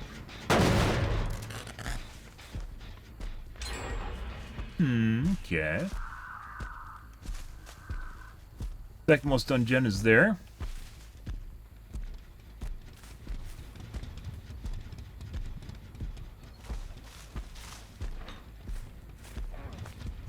I heard you. It's kind of weird what happens when you can actually hear sound in this game.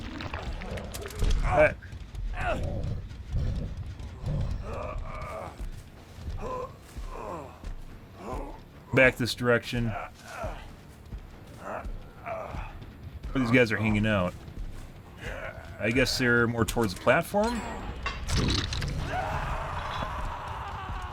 Reset this guy.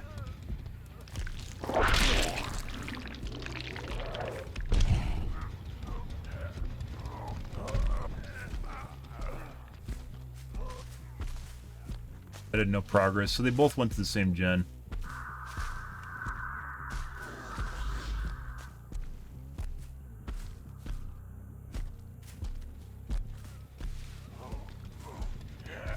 Okay. Like they're just two gens, that probably means they're both over there at the side.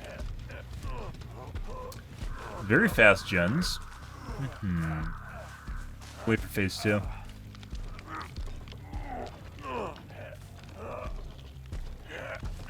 Probably on the same gen. No. Okay.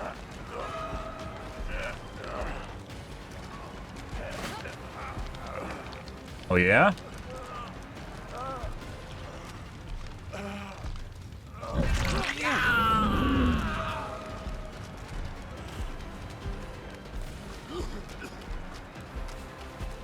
He's intentionally slow.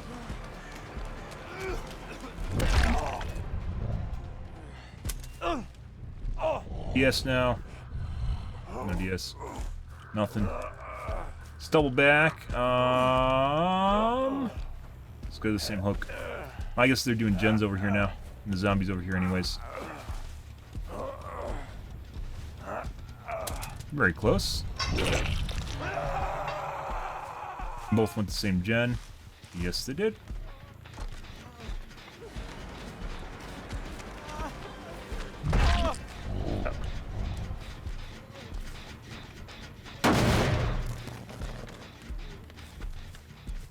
Kayla up top, or is she over here?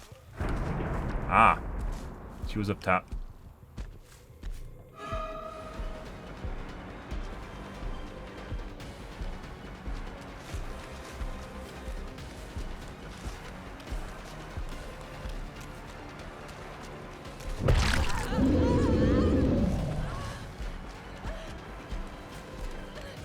Making sure she's going the right way.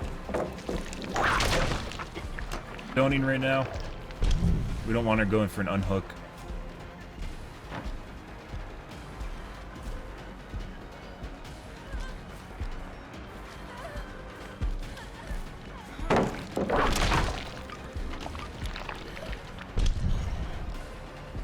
Yeah, dead hard.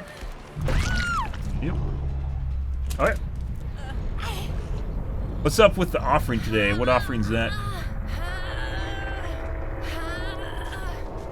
You mean why these guys ran 4 flans or whatever? 2 cakes and 2 party streamers? Oh yeah. Give her the tentacle. I swear head-ons for BM. It can be useful, as you just saw right there. I'm so used to cheaters at this point, I don't expect people to do quick and quiet head-on combos. I expect them to literally turn off their scratch marks and go somewhere else. I know that fucking sounds dumb, but that's been more common than head-on quick and quiets, so...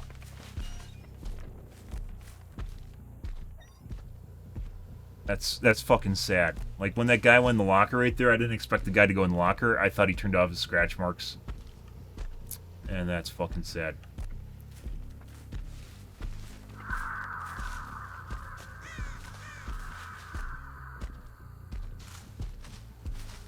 RNG for Hatch. We should go back to Shaq. Oh, Michaela dropped an offering. That probably means we're playing against lower MMR players. High MMR players don't do that shit, but then these guys also did the gens really fucking fast, so... You know.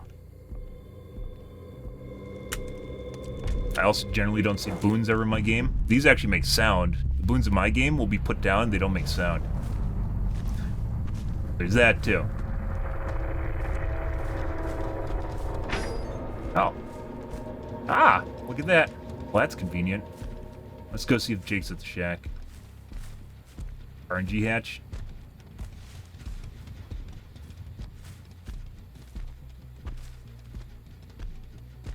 Bleed out Jake so he doesn't adrenaline.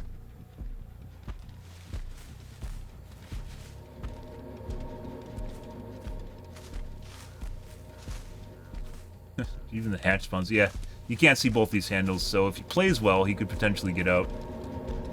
So we're just gonna bleed him out so he can adrenaline.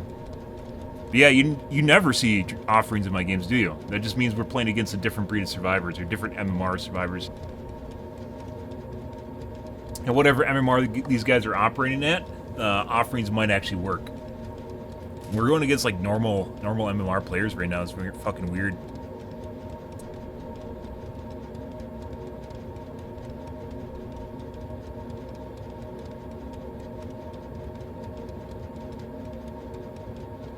So we can't see both handles. The reason we're doing this, we can't see both handles. If he has adrenaline, he 25's a handle and then doubles back and he can get out if he knows what he's doing. So... if he bleeds out, he can't get out at all. As it turns out, it just wastes 30 seconds of my time.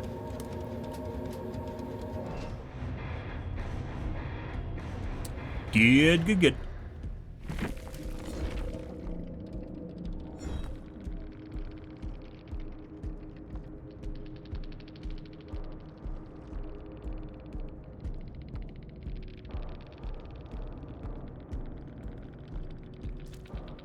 They have a BNP.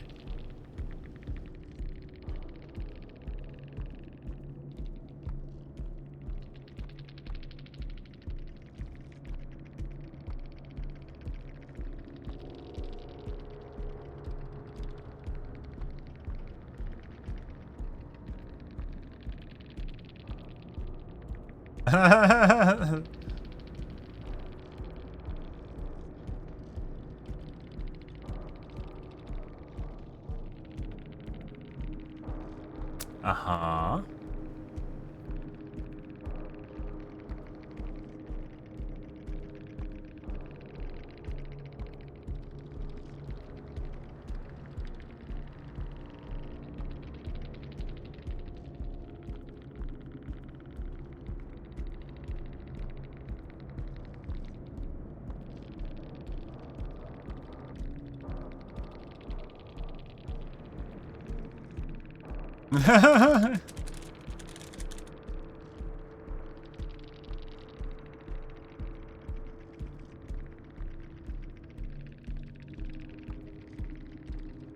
Complimented.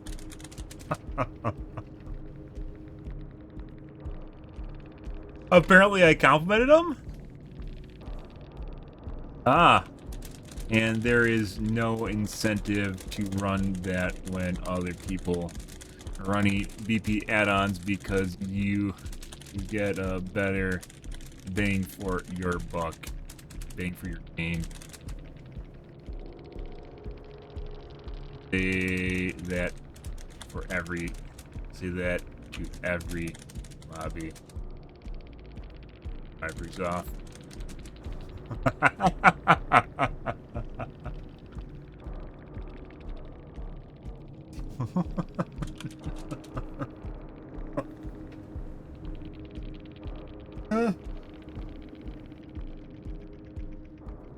It is a compliment. Good comms is normally a compliment. In any other game, good comms is a compliment. In this game, you know it's a crutch.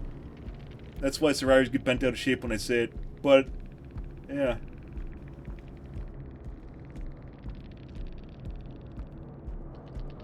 Yo, poop? What the fuck is this? Oh no. Oh no. No oxygen. Where are you then?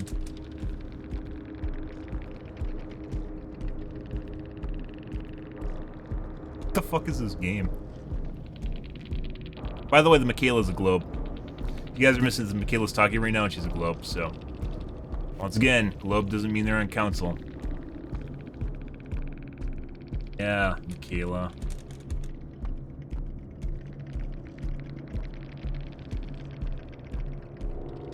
Abby.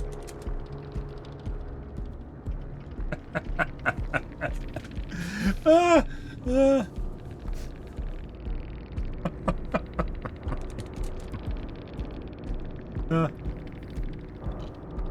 Okay, brain dead. Game. I like my mom.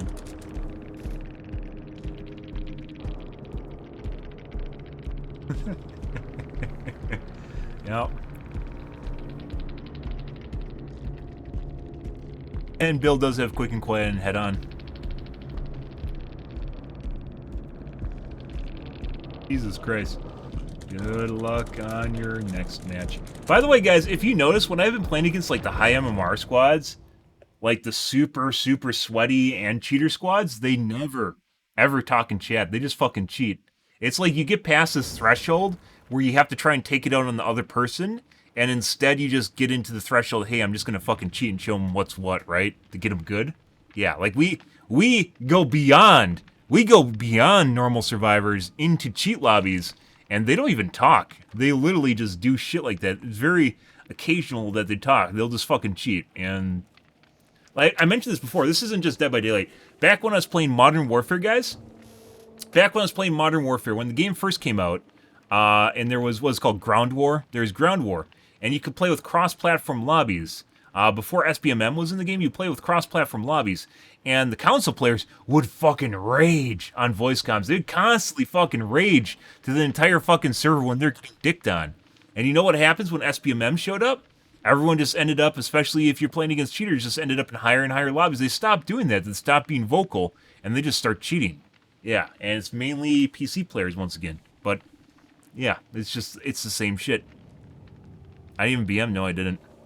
But once again, it's like this kind of extension of where your control over the situation is you using words. But when you're cheating, you don't need to express control at all, right? You just cheat, and that's the end of it.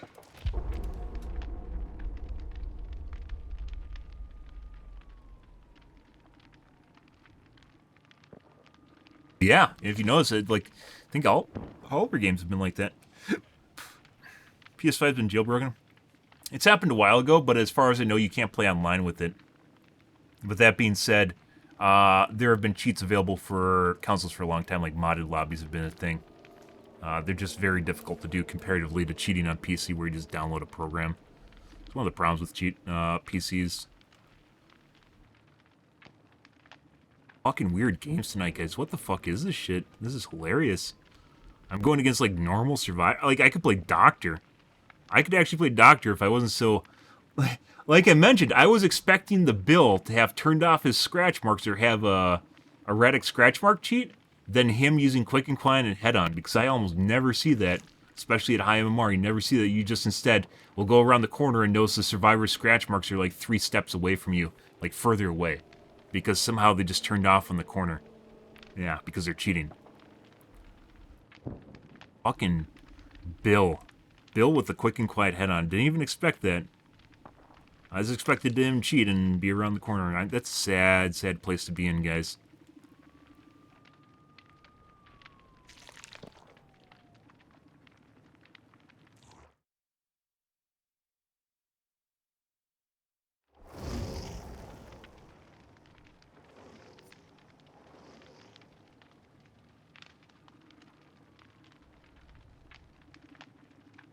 A lot of people in here with dashes in their names. That's kind of weird.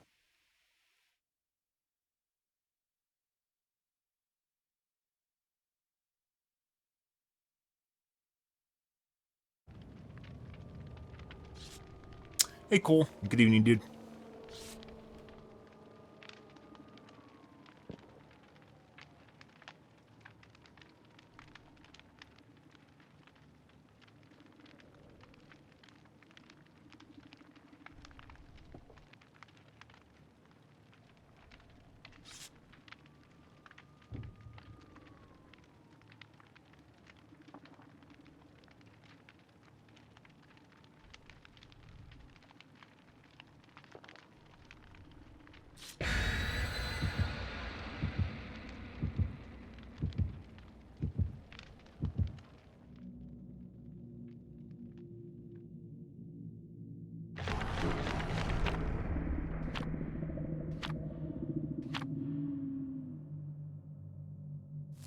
And hook spread.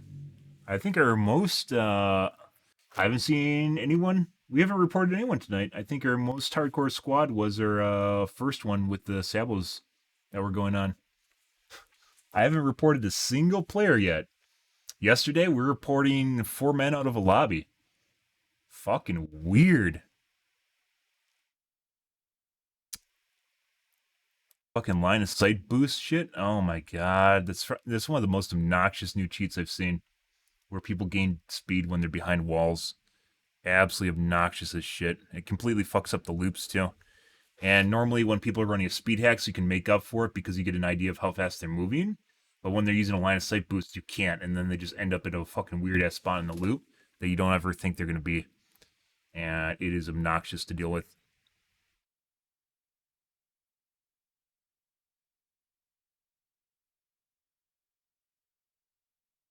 By the way, I turned off that program on my laptop, and I don't think I've had any issues with my internet since then. Not sure what that's doing, but that's fucking weird. Rotten Fields. Very weird.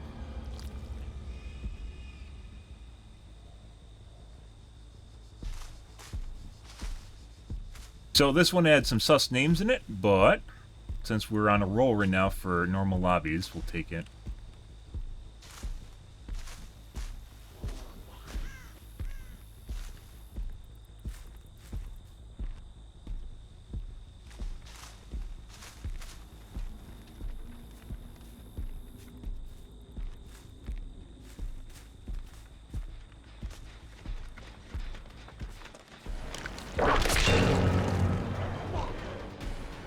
Was it like yesterday with like the super hardcore speed hacks? Like we're running into people like I couldn't even catch up to in loops or whip.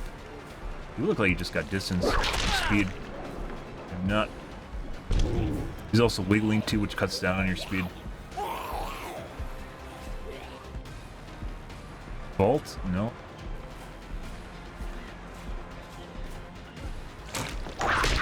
Mm-hmm.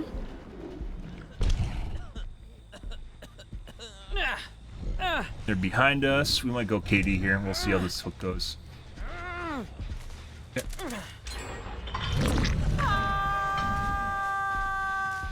Fortunate. Are there 2 people over here? Back. Guy should be showing up from the gen that just popped. To reset the zombie. Is he fine?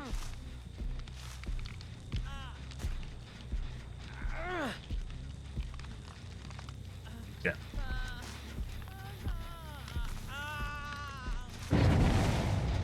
There's Bill Chan.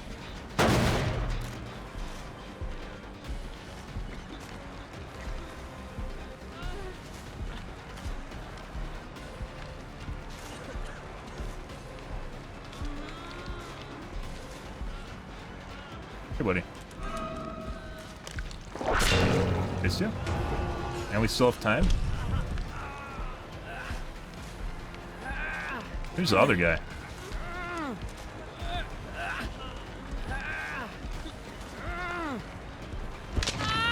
Face you?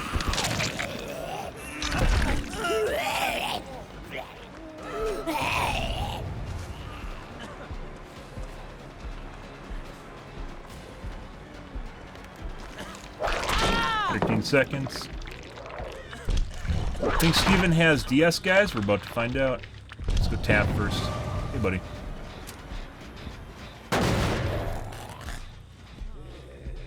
Going for Sabo from the looks of it. DS? No.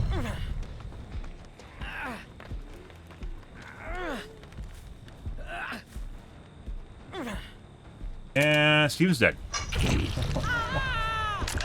What kind of games are these, guys?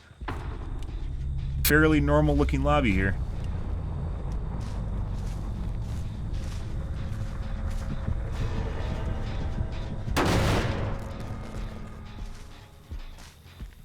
Checking gens. I know there's survivors around me. We're checking gen progress right now.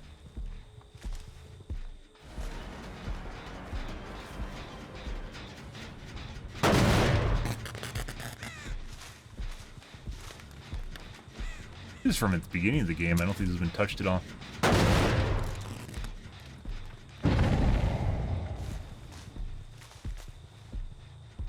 None of this has been touched.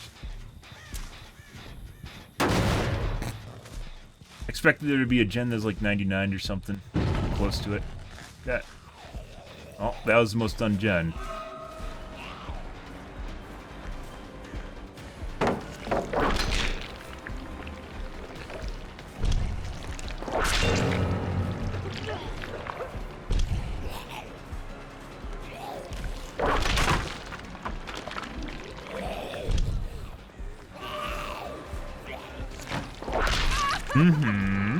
Wicked whip drag. I agree. I agree, guys. Hey, Bill.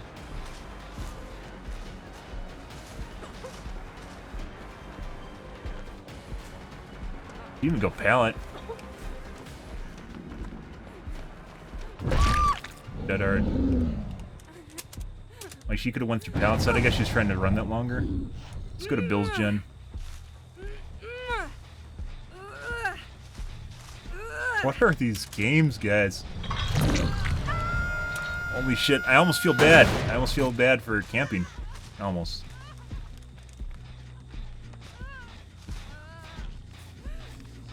Like normal survivors just living normal survivor lives.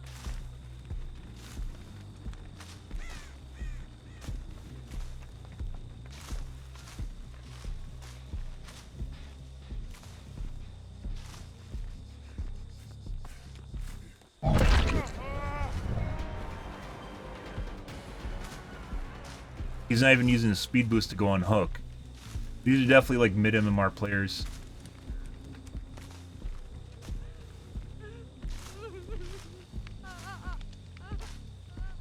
Normally what would happen in that scenario is they try to bait a hit and then they'd immediately use a speed boost to go on hook the other player and then go down at the hook, expecting that you'd tunnel. Jesus Christ.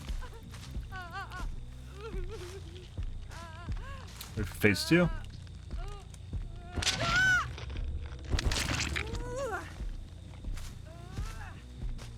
You guys are noticing we're protecting our 3-gen. Not that it really matters.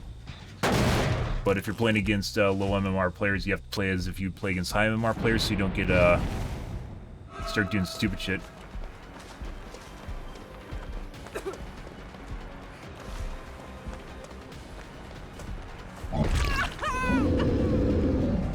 Probably gonna hit me. Yep. Got me good, Bill. Counted to 11, she might have had BT.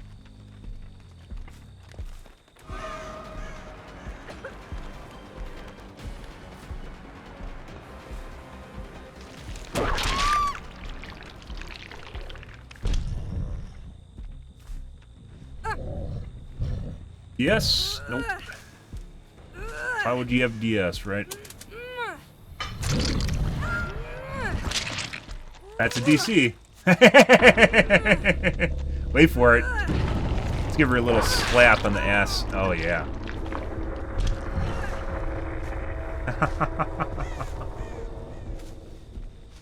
See, these are the players where you don't need to tunnel and camp against, guys, but this is a rarity. This doesn't normally happen, especially when I 4K basically the majority of my games, so...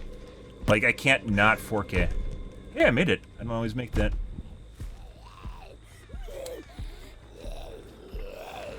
It looks like he has some distance. Speed going on here. No. I feel like it should have hit.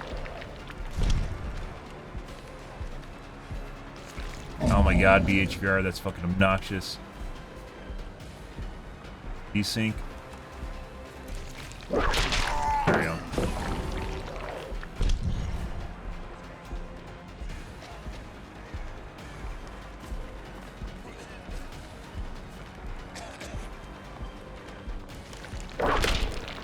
Okay. You get zombied? Should we zombie him? Oh. Zombie just fucked off. Bill looked a little bit fast, but not like we normally used to, so. As you guys can see, based on how long it took me to catch up to him in that straightaway right there. That's when I pointed it out. Leon should be back on the gen. Not. What the fuck is Leon doing? Sitting in the kill dungeon right now? Yeah, these aren't normal games, guys. This is just a rare treat where we're going against normal MMR survivors.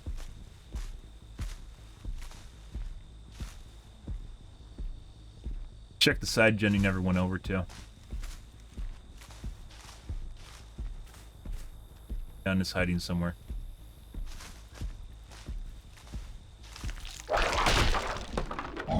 Yeah, well, not just getting bit in the ass, you lose your edge if you don't.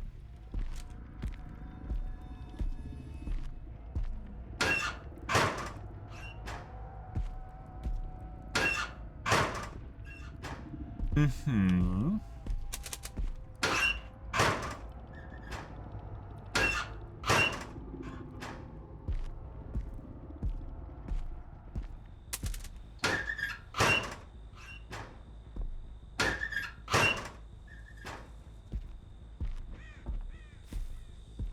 Sometimes like sitting on top of the combines. Pick up.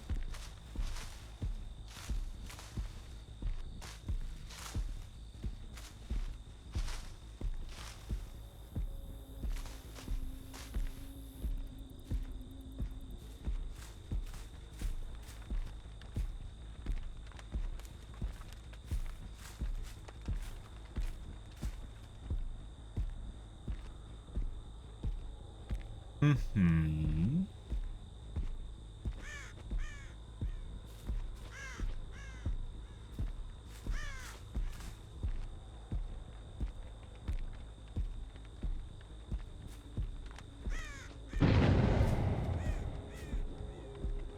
Crawled all the way across the map.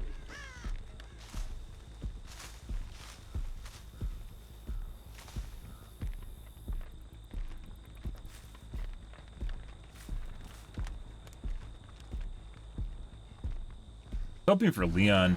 We're gonna switch to Leon if we find him. So fast Bill is, and he just goes in W key. But he's also not running in straight lines. He's doing stupid shit where he curves, as you guys just saw.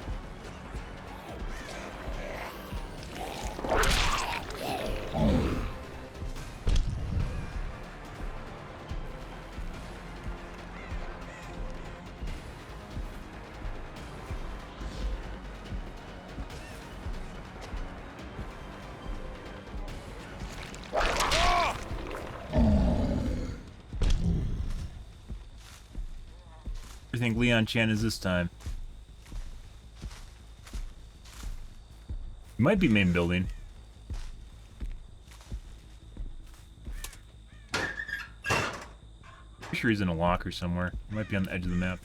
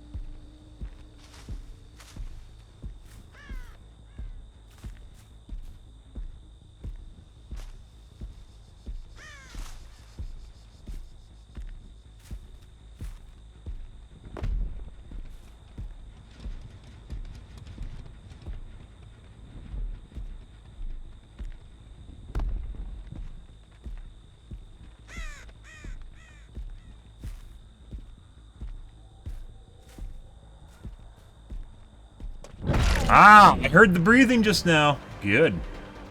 Good. No. Got the flashbang, though.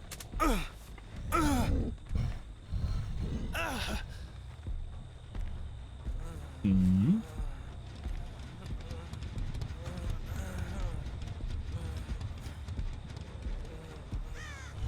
Bye-bye, Leon! Actually, he can 4% and Bill will die. If he times this right, Bill will die and he has a chance to hatch. And then he'll get BPT. Bill definitely seemed fast. I'd say maybe 104 to 105 if he's cheating. He also doesn't run in straight lines like he should if he's cheating. Maximize his speed hack.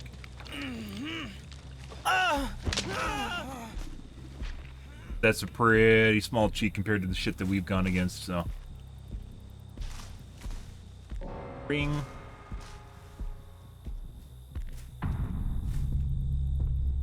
Kill Shack hatch.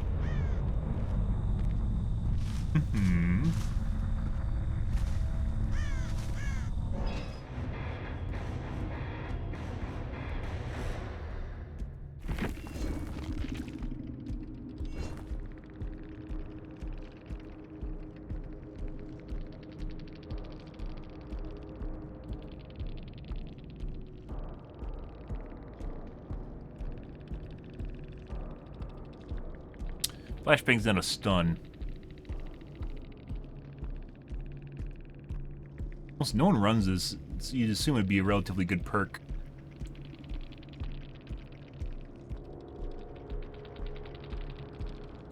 Everything. Remember when this came out and I thought everyone's gonna run and then just no one did. Because all you have to do is slap them with a pallet or DS. A lot of things in the game that can stun head-on. Runs it. There's a lot of good perks that survivors don't run. I think survivors are generally so brain dead, guys, that they don't know what to do with all the perks that they're given to them. So they just run whatever the fuck that they think of. And it doesn't work out because they don't know how to play it because it's not meta. It's not meta as in it doesn't work, but rather it's not meta as in... There's plus 50% for killers right now? The fuck's going on? Rather, it's just not run commonly, so. A lot of good survivor perks. Killers, on the other hand, do not have good survivor perks. You're good. Of course we don't have good survivor perks. Killers, on the other hand, don't really have good perks in general. BHVR must have put me in streamer MMR. Thanks, BHVR! Wow! Maybe I can play Doctor now, guys! Although that doesn't really tell me whether or not I could play him. It's kind of weird, like, when I was flushing out Doctor guys and I wanted to play other killers, like, at a time where it was manageable. The last week or so of games have not been fucking manageable, especially since the weekend. They have definitely not been manageable in terms of being able... Like, we have people running scratch mark, erratic scratch marks. They just have people running complete stealth... what is it called?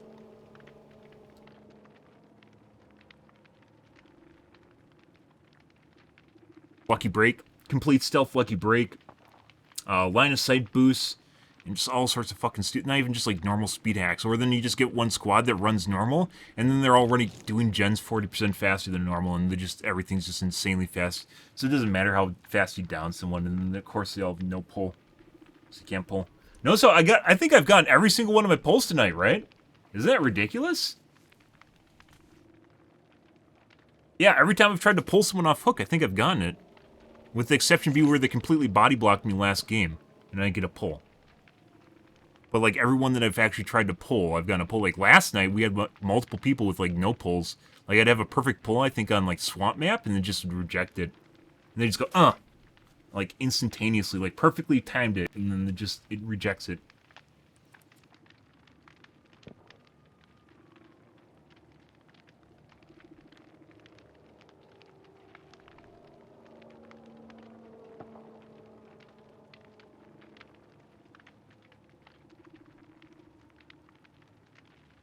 Yeah, I think my ping issues were coming from a program that I was running.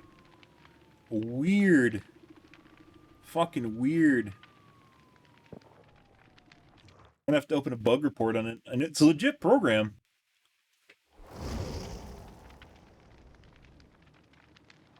Must have something to do with like unicast or something, or multicast or unicast. Like it's a way of finding stuff on your network, and my router must not like it. 3 globes. We have a private profile. Take this game just to see if we got a cheater lobby or not. Since tonight seems like our games are relatively normal.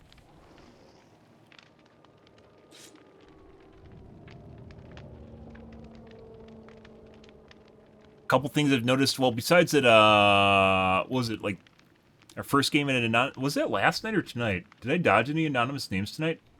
I think I dodged one. I think our first game in an anonymous name in it. I dodged it. Like yesterday, we were getting 4 globe lobbies. We were getting anonymous games constantly. Anonymous names constantly. TTVs as well. Lots and lots of TTVs. Fucking weird shit.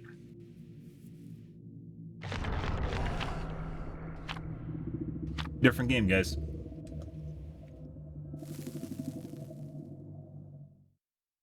And it's not like all these games, the survivors are bad. We had one where they're just doing gens, like on the swamp, for instance. And we still got them down to 1. They got me down to 1 gen before we killed them off anyways, but like just do gen squad, like going at normal speed, still can't manage to finish it off, which is normal for me. That was with that bill that immediately just died, went down at the dungeon.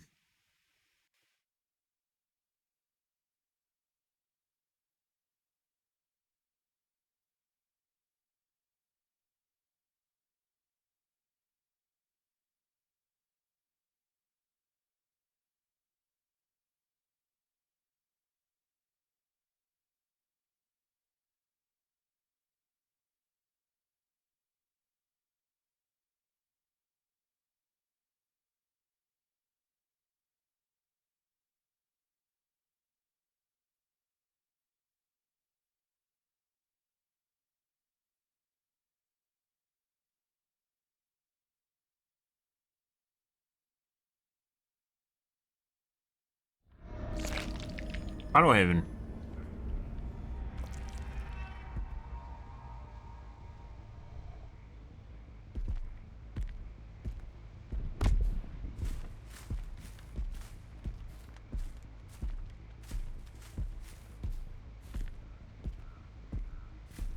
Guys.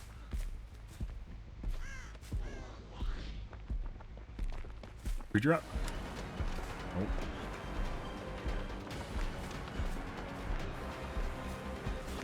Even seems fast.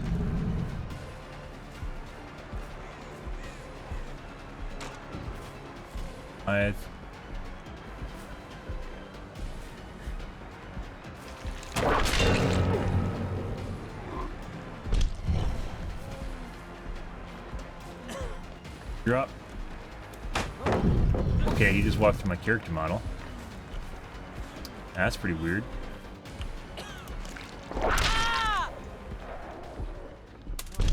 That's pretty fucking weird, guys. Gen's done. We knew where 2 of them were, too.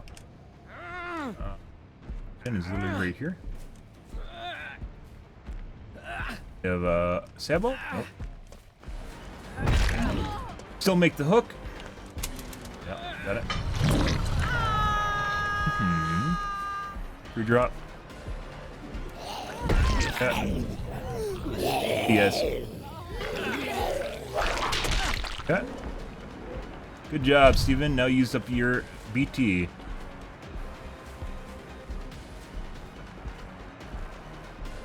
Seems fast. Free drop. Gotta pop it or it's gonna fuck me later. Steven, I think, is cheating here, guys. Faster than normal. It's like a 106, I would say.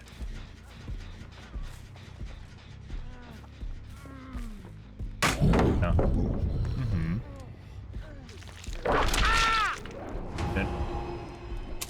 Good job, Steven.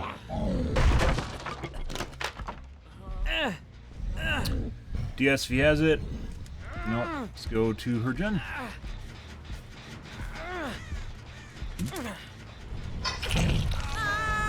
Mainly on how fast he's going around the loops here, guys. The center, like specifically over here, where I couldn't actually get a whip on him. He's running too fast. Do some some pallet popping here. A little bit to clean up. Nothing. Back now. There it is.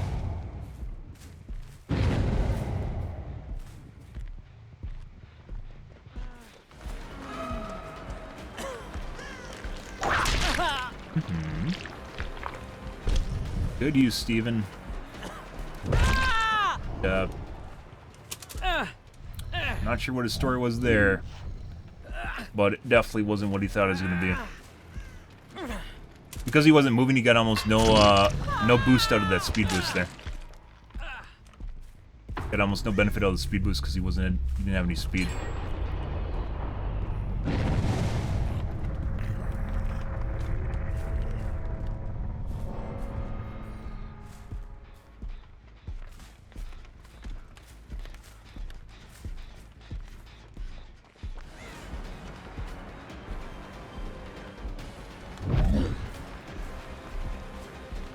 We got that just barely with the tip.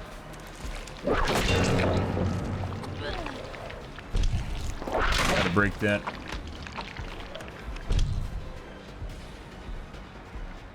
Oh, she's just waiting.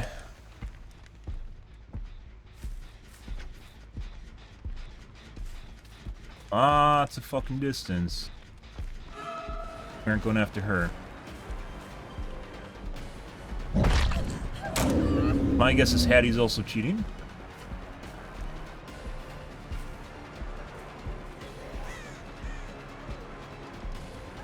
Yep. If she was smart, she'd actually run to the zombie right now.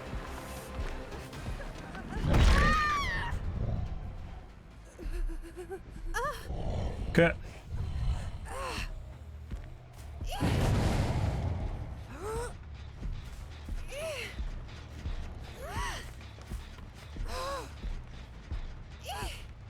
So Hattie's cheating, Steven's cheating. Hattie looks like she has a speed hack. It's very fast, also might have line of sight boost. So now we're back to cheater lobbies, guys, so. Yeah. Hattie, once again, she runs faster behind shit. She was in the wrong spot compared to where she should have been. Bye. Buddy. Look at those scratch marks. They weren't even where she ran. No, she's too far ahead.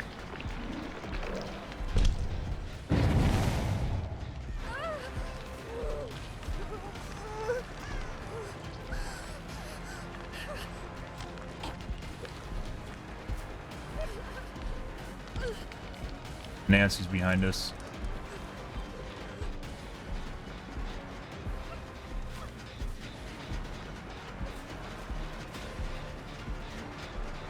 I want to tap the gen, guys. We don't have enough time to tap gen. We want that phase 2 too.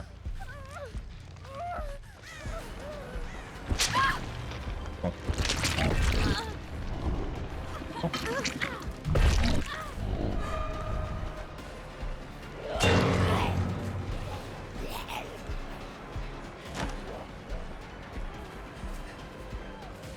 Hey, buddy.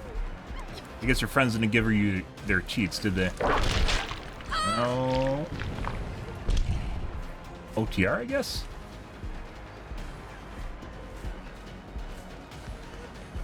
Should ask them next time how they do so well. Maybe they won't lie to you. Drop. No. He actually ran back. That could have got her killed just now.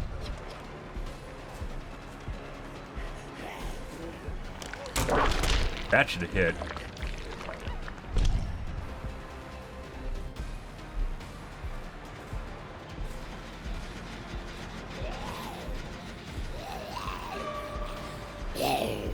Balanced, I guess. Maybe Claudette toggled?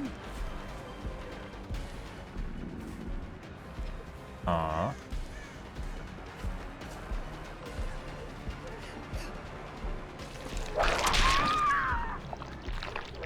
Very weird.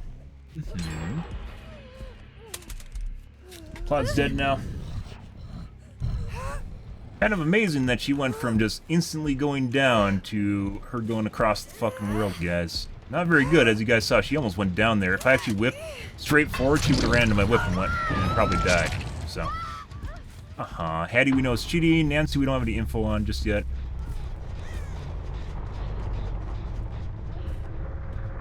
You're up. Nope.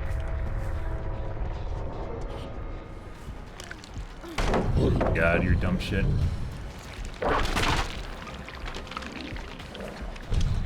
Hattie we know is cheating. Yeah. She's not even running straight lines, guys, and she's still running in front of me. Hattie's running like 107, I would say.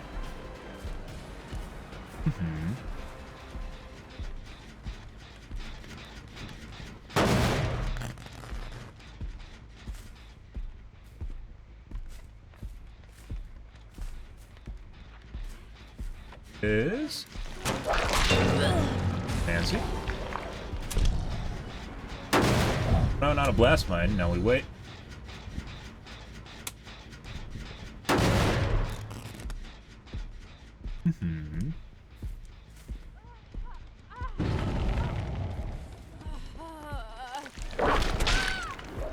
Gotta love that phase 3 whip.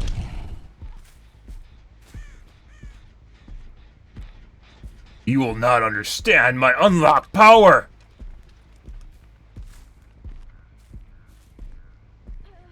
Hey, buddy.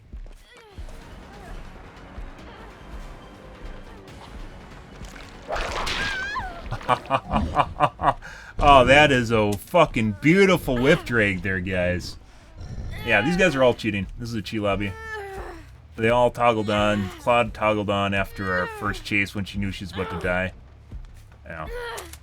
Hattie's definitely cheating too. Nancy's also going too fast, like as you saw right there on the loop. Wait for a 4% deliverance.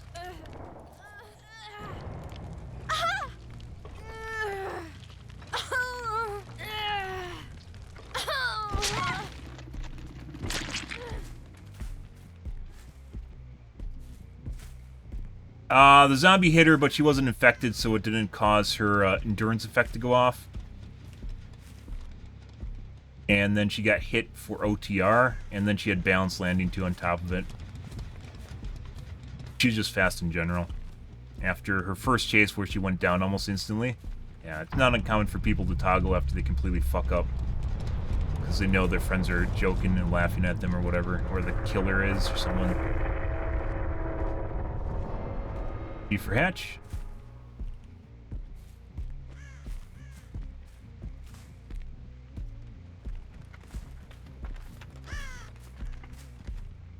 Opposite way.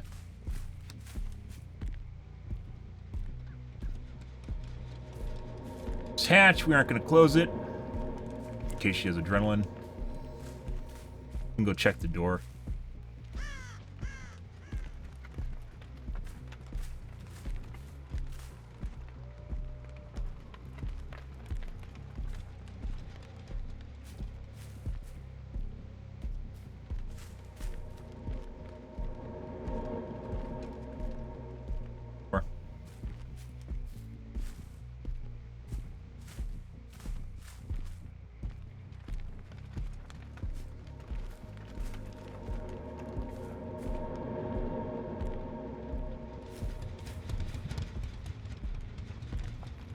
Top corner, maybe?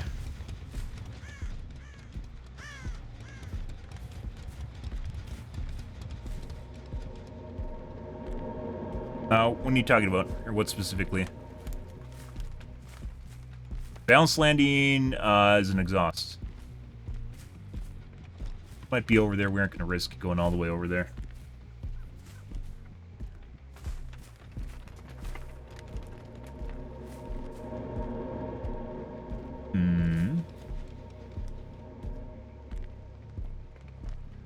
Steven is definitely fast as well.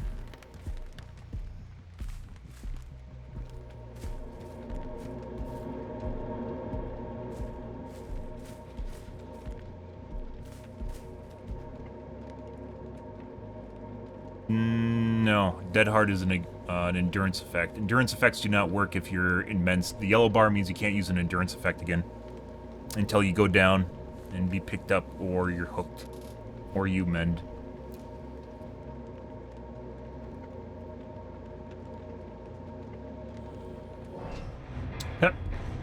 She's probably at the other door with adrenaline.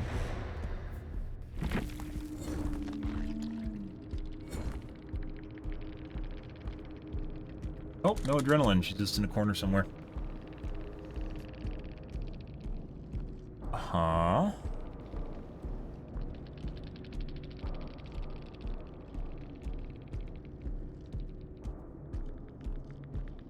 So this is the game with the weird-ass fucking names? No, this isn't. This is a weird name. Other than that, not really.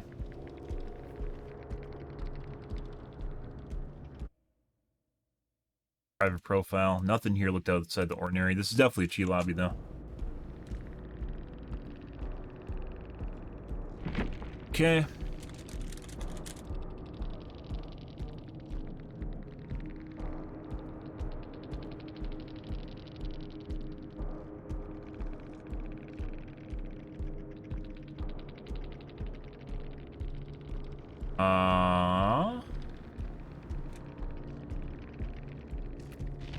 Then, before I forget, Hattie is the one with the line of sight boost.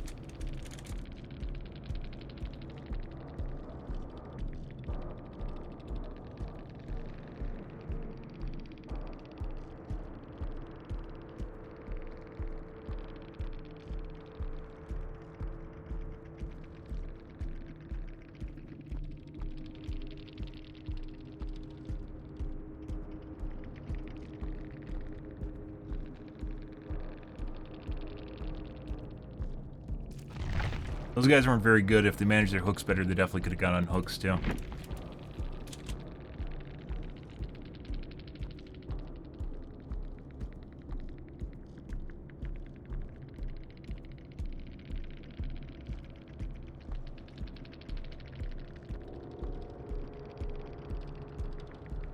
And then Claudette. Toggled on. Guess I could...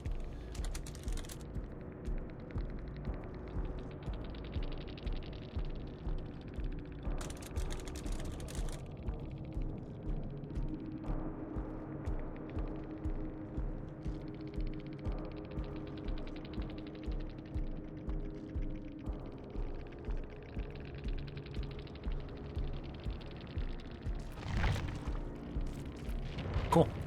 Well, that was fun. So that's our first cheat lobby tonight, guys, and that was a full four-man cheat squad. So, yeah, full four-man.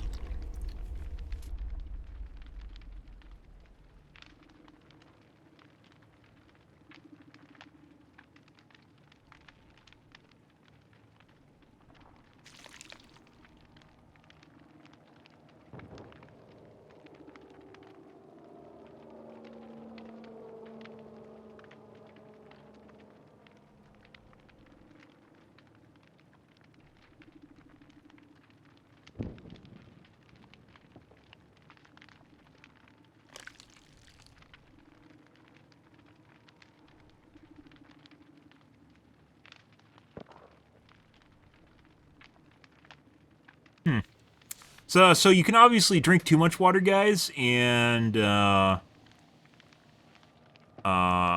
called water hypotomia. It makes me wonder sometimes if you do drink too much water, you get a headache. You almost immediately. So if you don't drink enough water, you get headaches. If you drink too much water, you get headaches. There's a sweet spot somewhere in between. But if it becomes impulsive, like sometimes I drink too much water, it becomes impulsive where you just take a swig every time you do something stupid or whatever. You can actually end up doing worse. And one of the ways you can tell if you drink enough water is if it's like straw yellow. It's the general go-to. If it's clear you're drinking too much water. Assuming you're not on medication or vitamins of some kind that changes the color of your urine. I was looking to see how much you're supposed to drink per hour, and it says like 3 to 4 cups. 2 to 3 cups? How many that is in ounces? 2 to 3 cups. Players. Dodge after the last game. Now we're on high alert, guys, because we got a cheat lobby, so we're just going to, if anything looks suspicious, we're going to dodge it. Because only once cheaters get in your game, that's when they start finding you over and over and over again, so. Yeah. Easy way to determine if you need to drink more water is to look at the color of your urine. I just said that. I just said that, doctor. I said that.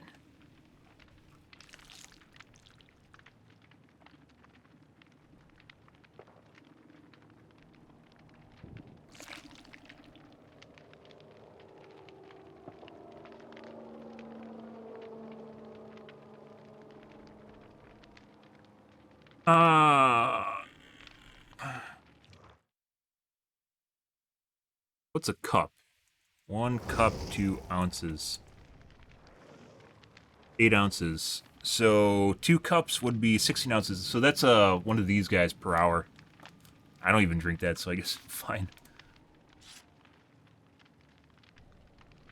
We have 2 globes.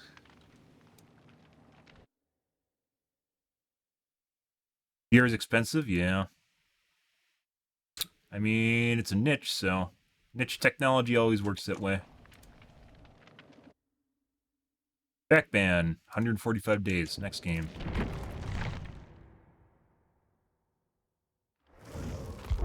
First vac ban of the night, right after our cheat lobby.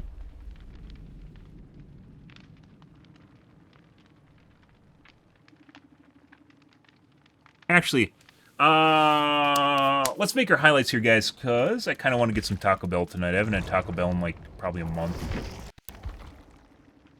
Taco Bell. So let's make our fucking great highlights. Oh, yeah. Let's make our great highlights here, guys. Actually, I don't think it's been a month, maybe 3 weeks. It's not new. It's not, but it's still niche. Even if something's not new, it can still be niche because there's almost no demand for it, which means supply isn't going to be there, right? It's not going to drive down prices. Nuclear technology's been around forever. That doesn't mean it's cheap, right? Although that's a little bit different, but still the same. Supply and demand triggers reductions in cost for the most part. Depends on what it is, once again. All right, let's make some highlights here, guys. I think we have 2 highlights, one right after the other. Yeah, I didn't.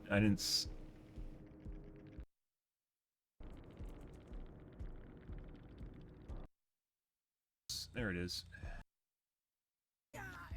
3-man DC squad? No. Definitely a pre-made. So this was a pre-made for sure. Our first game. Yeah, it is. Here. But it wasn't a cheat squad. I need to be. They also got down to 1. No, it's a different lobby. They got Swamp was 1 gen. Coldwind Farm.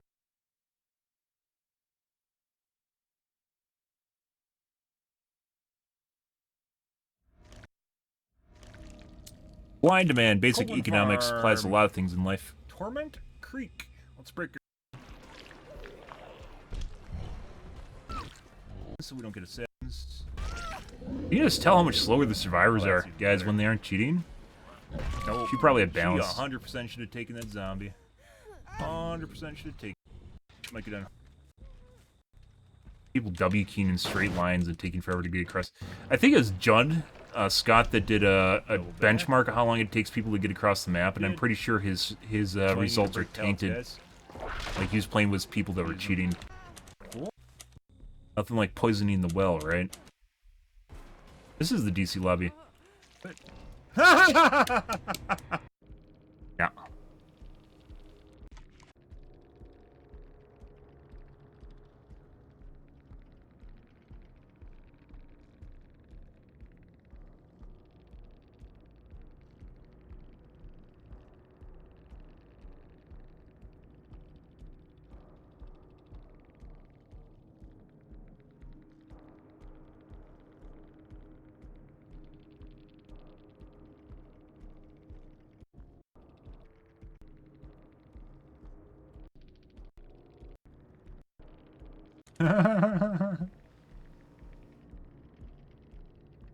You're lame, you ain't making no one mad here.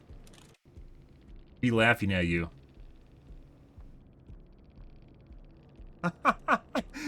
We're laughing at you when they rage quit, guys.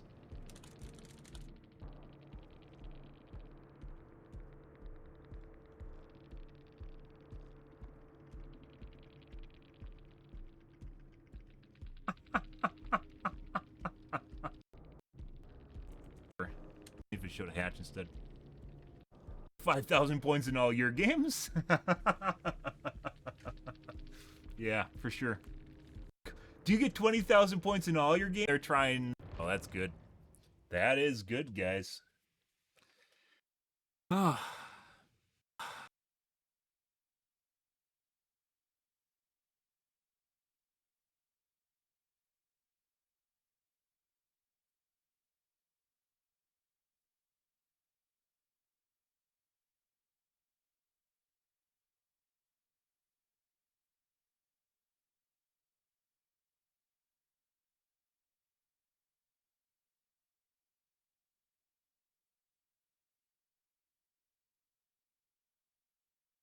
Good stuff. Okay. Next one.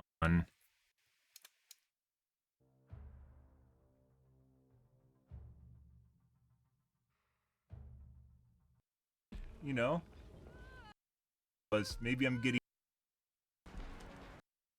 name. Guy. What a handsome guy. I don't always remember stuff. So who is this guy? He's so handsome. You different, you know. Well, I always fucking say it when their butt hurt. Let's have a surrender button because they think that somehow the people would view it differently. Be no different than just disconnecting right now. Well, I always fucking say it when their butt hurt. Let's have a surrender button because they think that somehow the people would view it differently. People would view it differently, RPD, than just disconnecting right now. They could just advocate to have no DC penalty or a lighter DC penalty. It's the same thing. People. Hey, buddy. Okay. Alright. Well. Good. I like this hook better, so we're gonna go over the side hook here. Good for him. Or for me.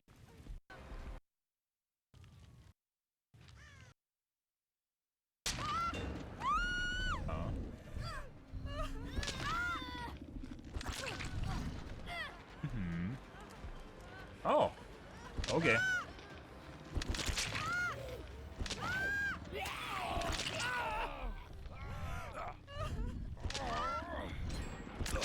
Oh. Oh, we know where the last guy is, so. I guess we got our normal games tonight. Okay. I mean, I don't mind, you know.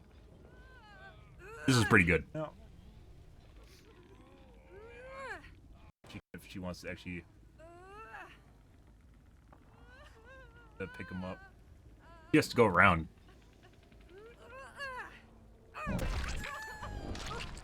Oh. Okay, I guess they gave up.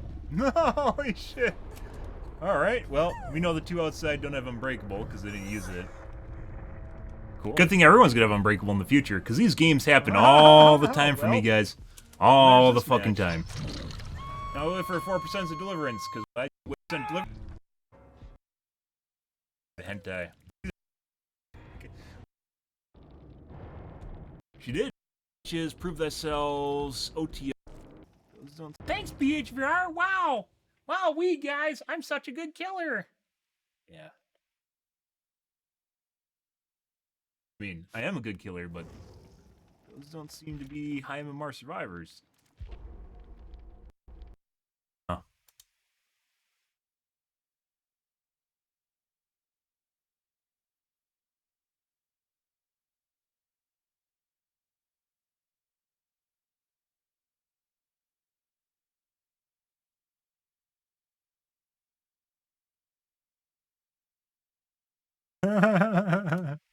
Good. Okay. Alrighty, guys. I think we're gonna call things here tonight. Yeah, I guess my weird ping shit was nothing to do with my... something to do with what my program was doing to my router. I don't know what the fuck was going on there. That's very weird. When I turned it off, it went back to normal. So, got me. Got me, guys. But I'm out of here for this evening, guys. Tomorrow will be more Dead by Daylight, so you guys have that to look forward to or not to look forward to, depending on your preferences. If you're new to the stream, enjoyed the bullshit, make sure you hit the follow in the top right-hand corner. You stream every day from evening to late night, GMT-6, so 8 to 9 p.m. Central Standard Time, to 1 to 2 a.m., give or take, depends on my life, what's happening, etc., etc. Tomorrow, guys, as I said, will be more of the dibs. I don't know what's going on tonight, guys, with our games. Very weird. And then our last game just went back to complete sweat mode. So, Yeah, I'm not exactly sure what was going on there, and not just complete sweat mode, but also very, very sus. It went straight back to just full 100% and more than that 150% because they're cheating. And once again, it's a good thing we didn't fucking deal with it all night. It could have just been a fluke. If they have MMR off, maybe it was a fluke or something, where because you'll just run into those lobbies no matter what, right? Even at lower MMR, you'll still run into those lobbies. It's just they're all over the fucking place at high MMR, especially when they get much more restrictive with the MMR, because then you only go against this small bracket at the top end of the spectrum. So, but I'm out here for this evening, guys. Yeah. It was fun. We had some decent games here too, and then we also had some sweat games. So the usual, guys. Anyways, guys, thanks for watching my stream as always, and I hope you guys have a wonderfully fantastic Monday night and Tuesday morning. Oh. There we go. Have a good day, guys.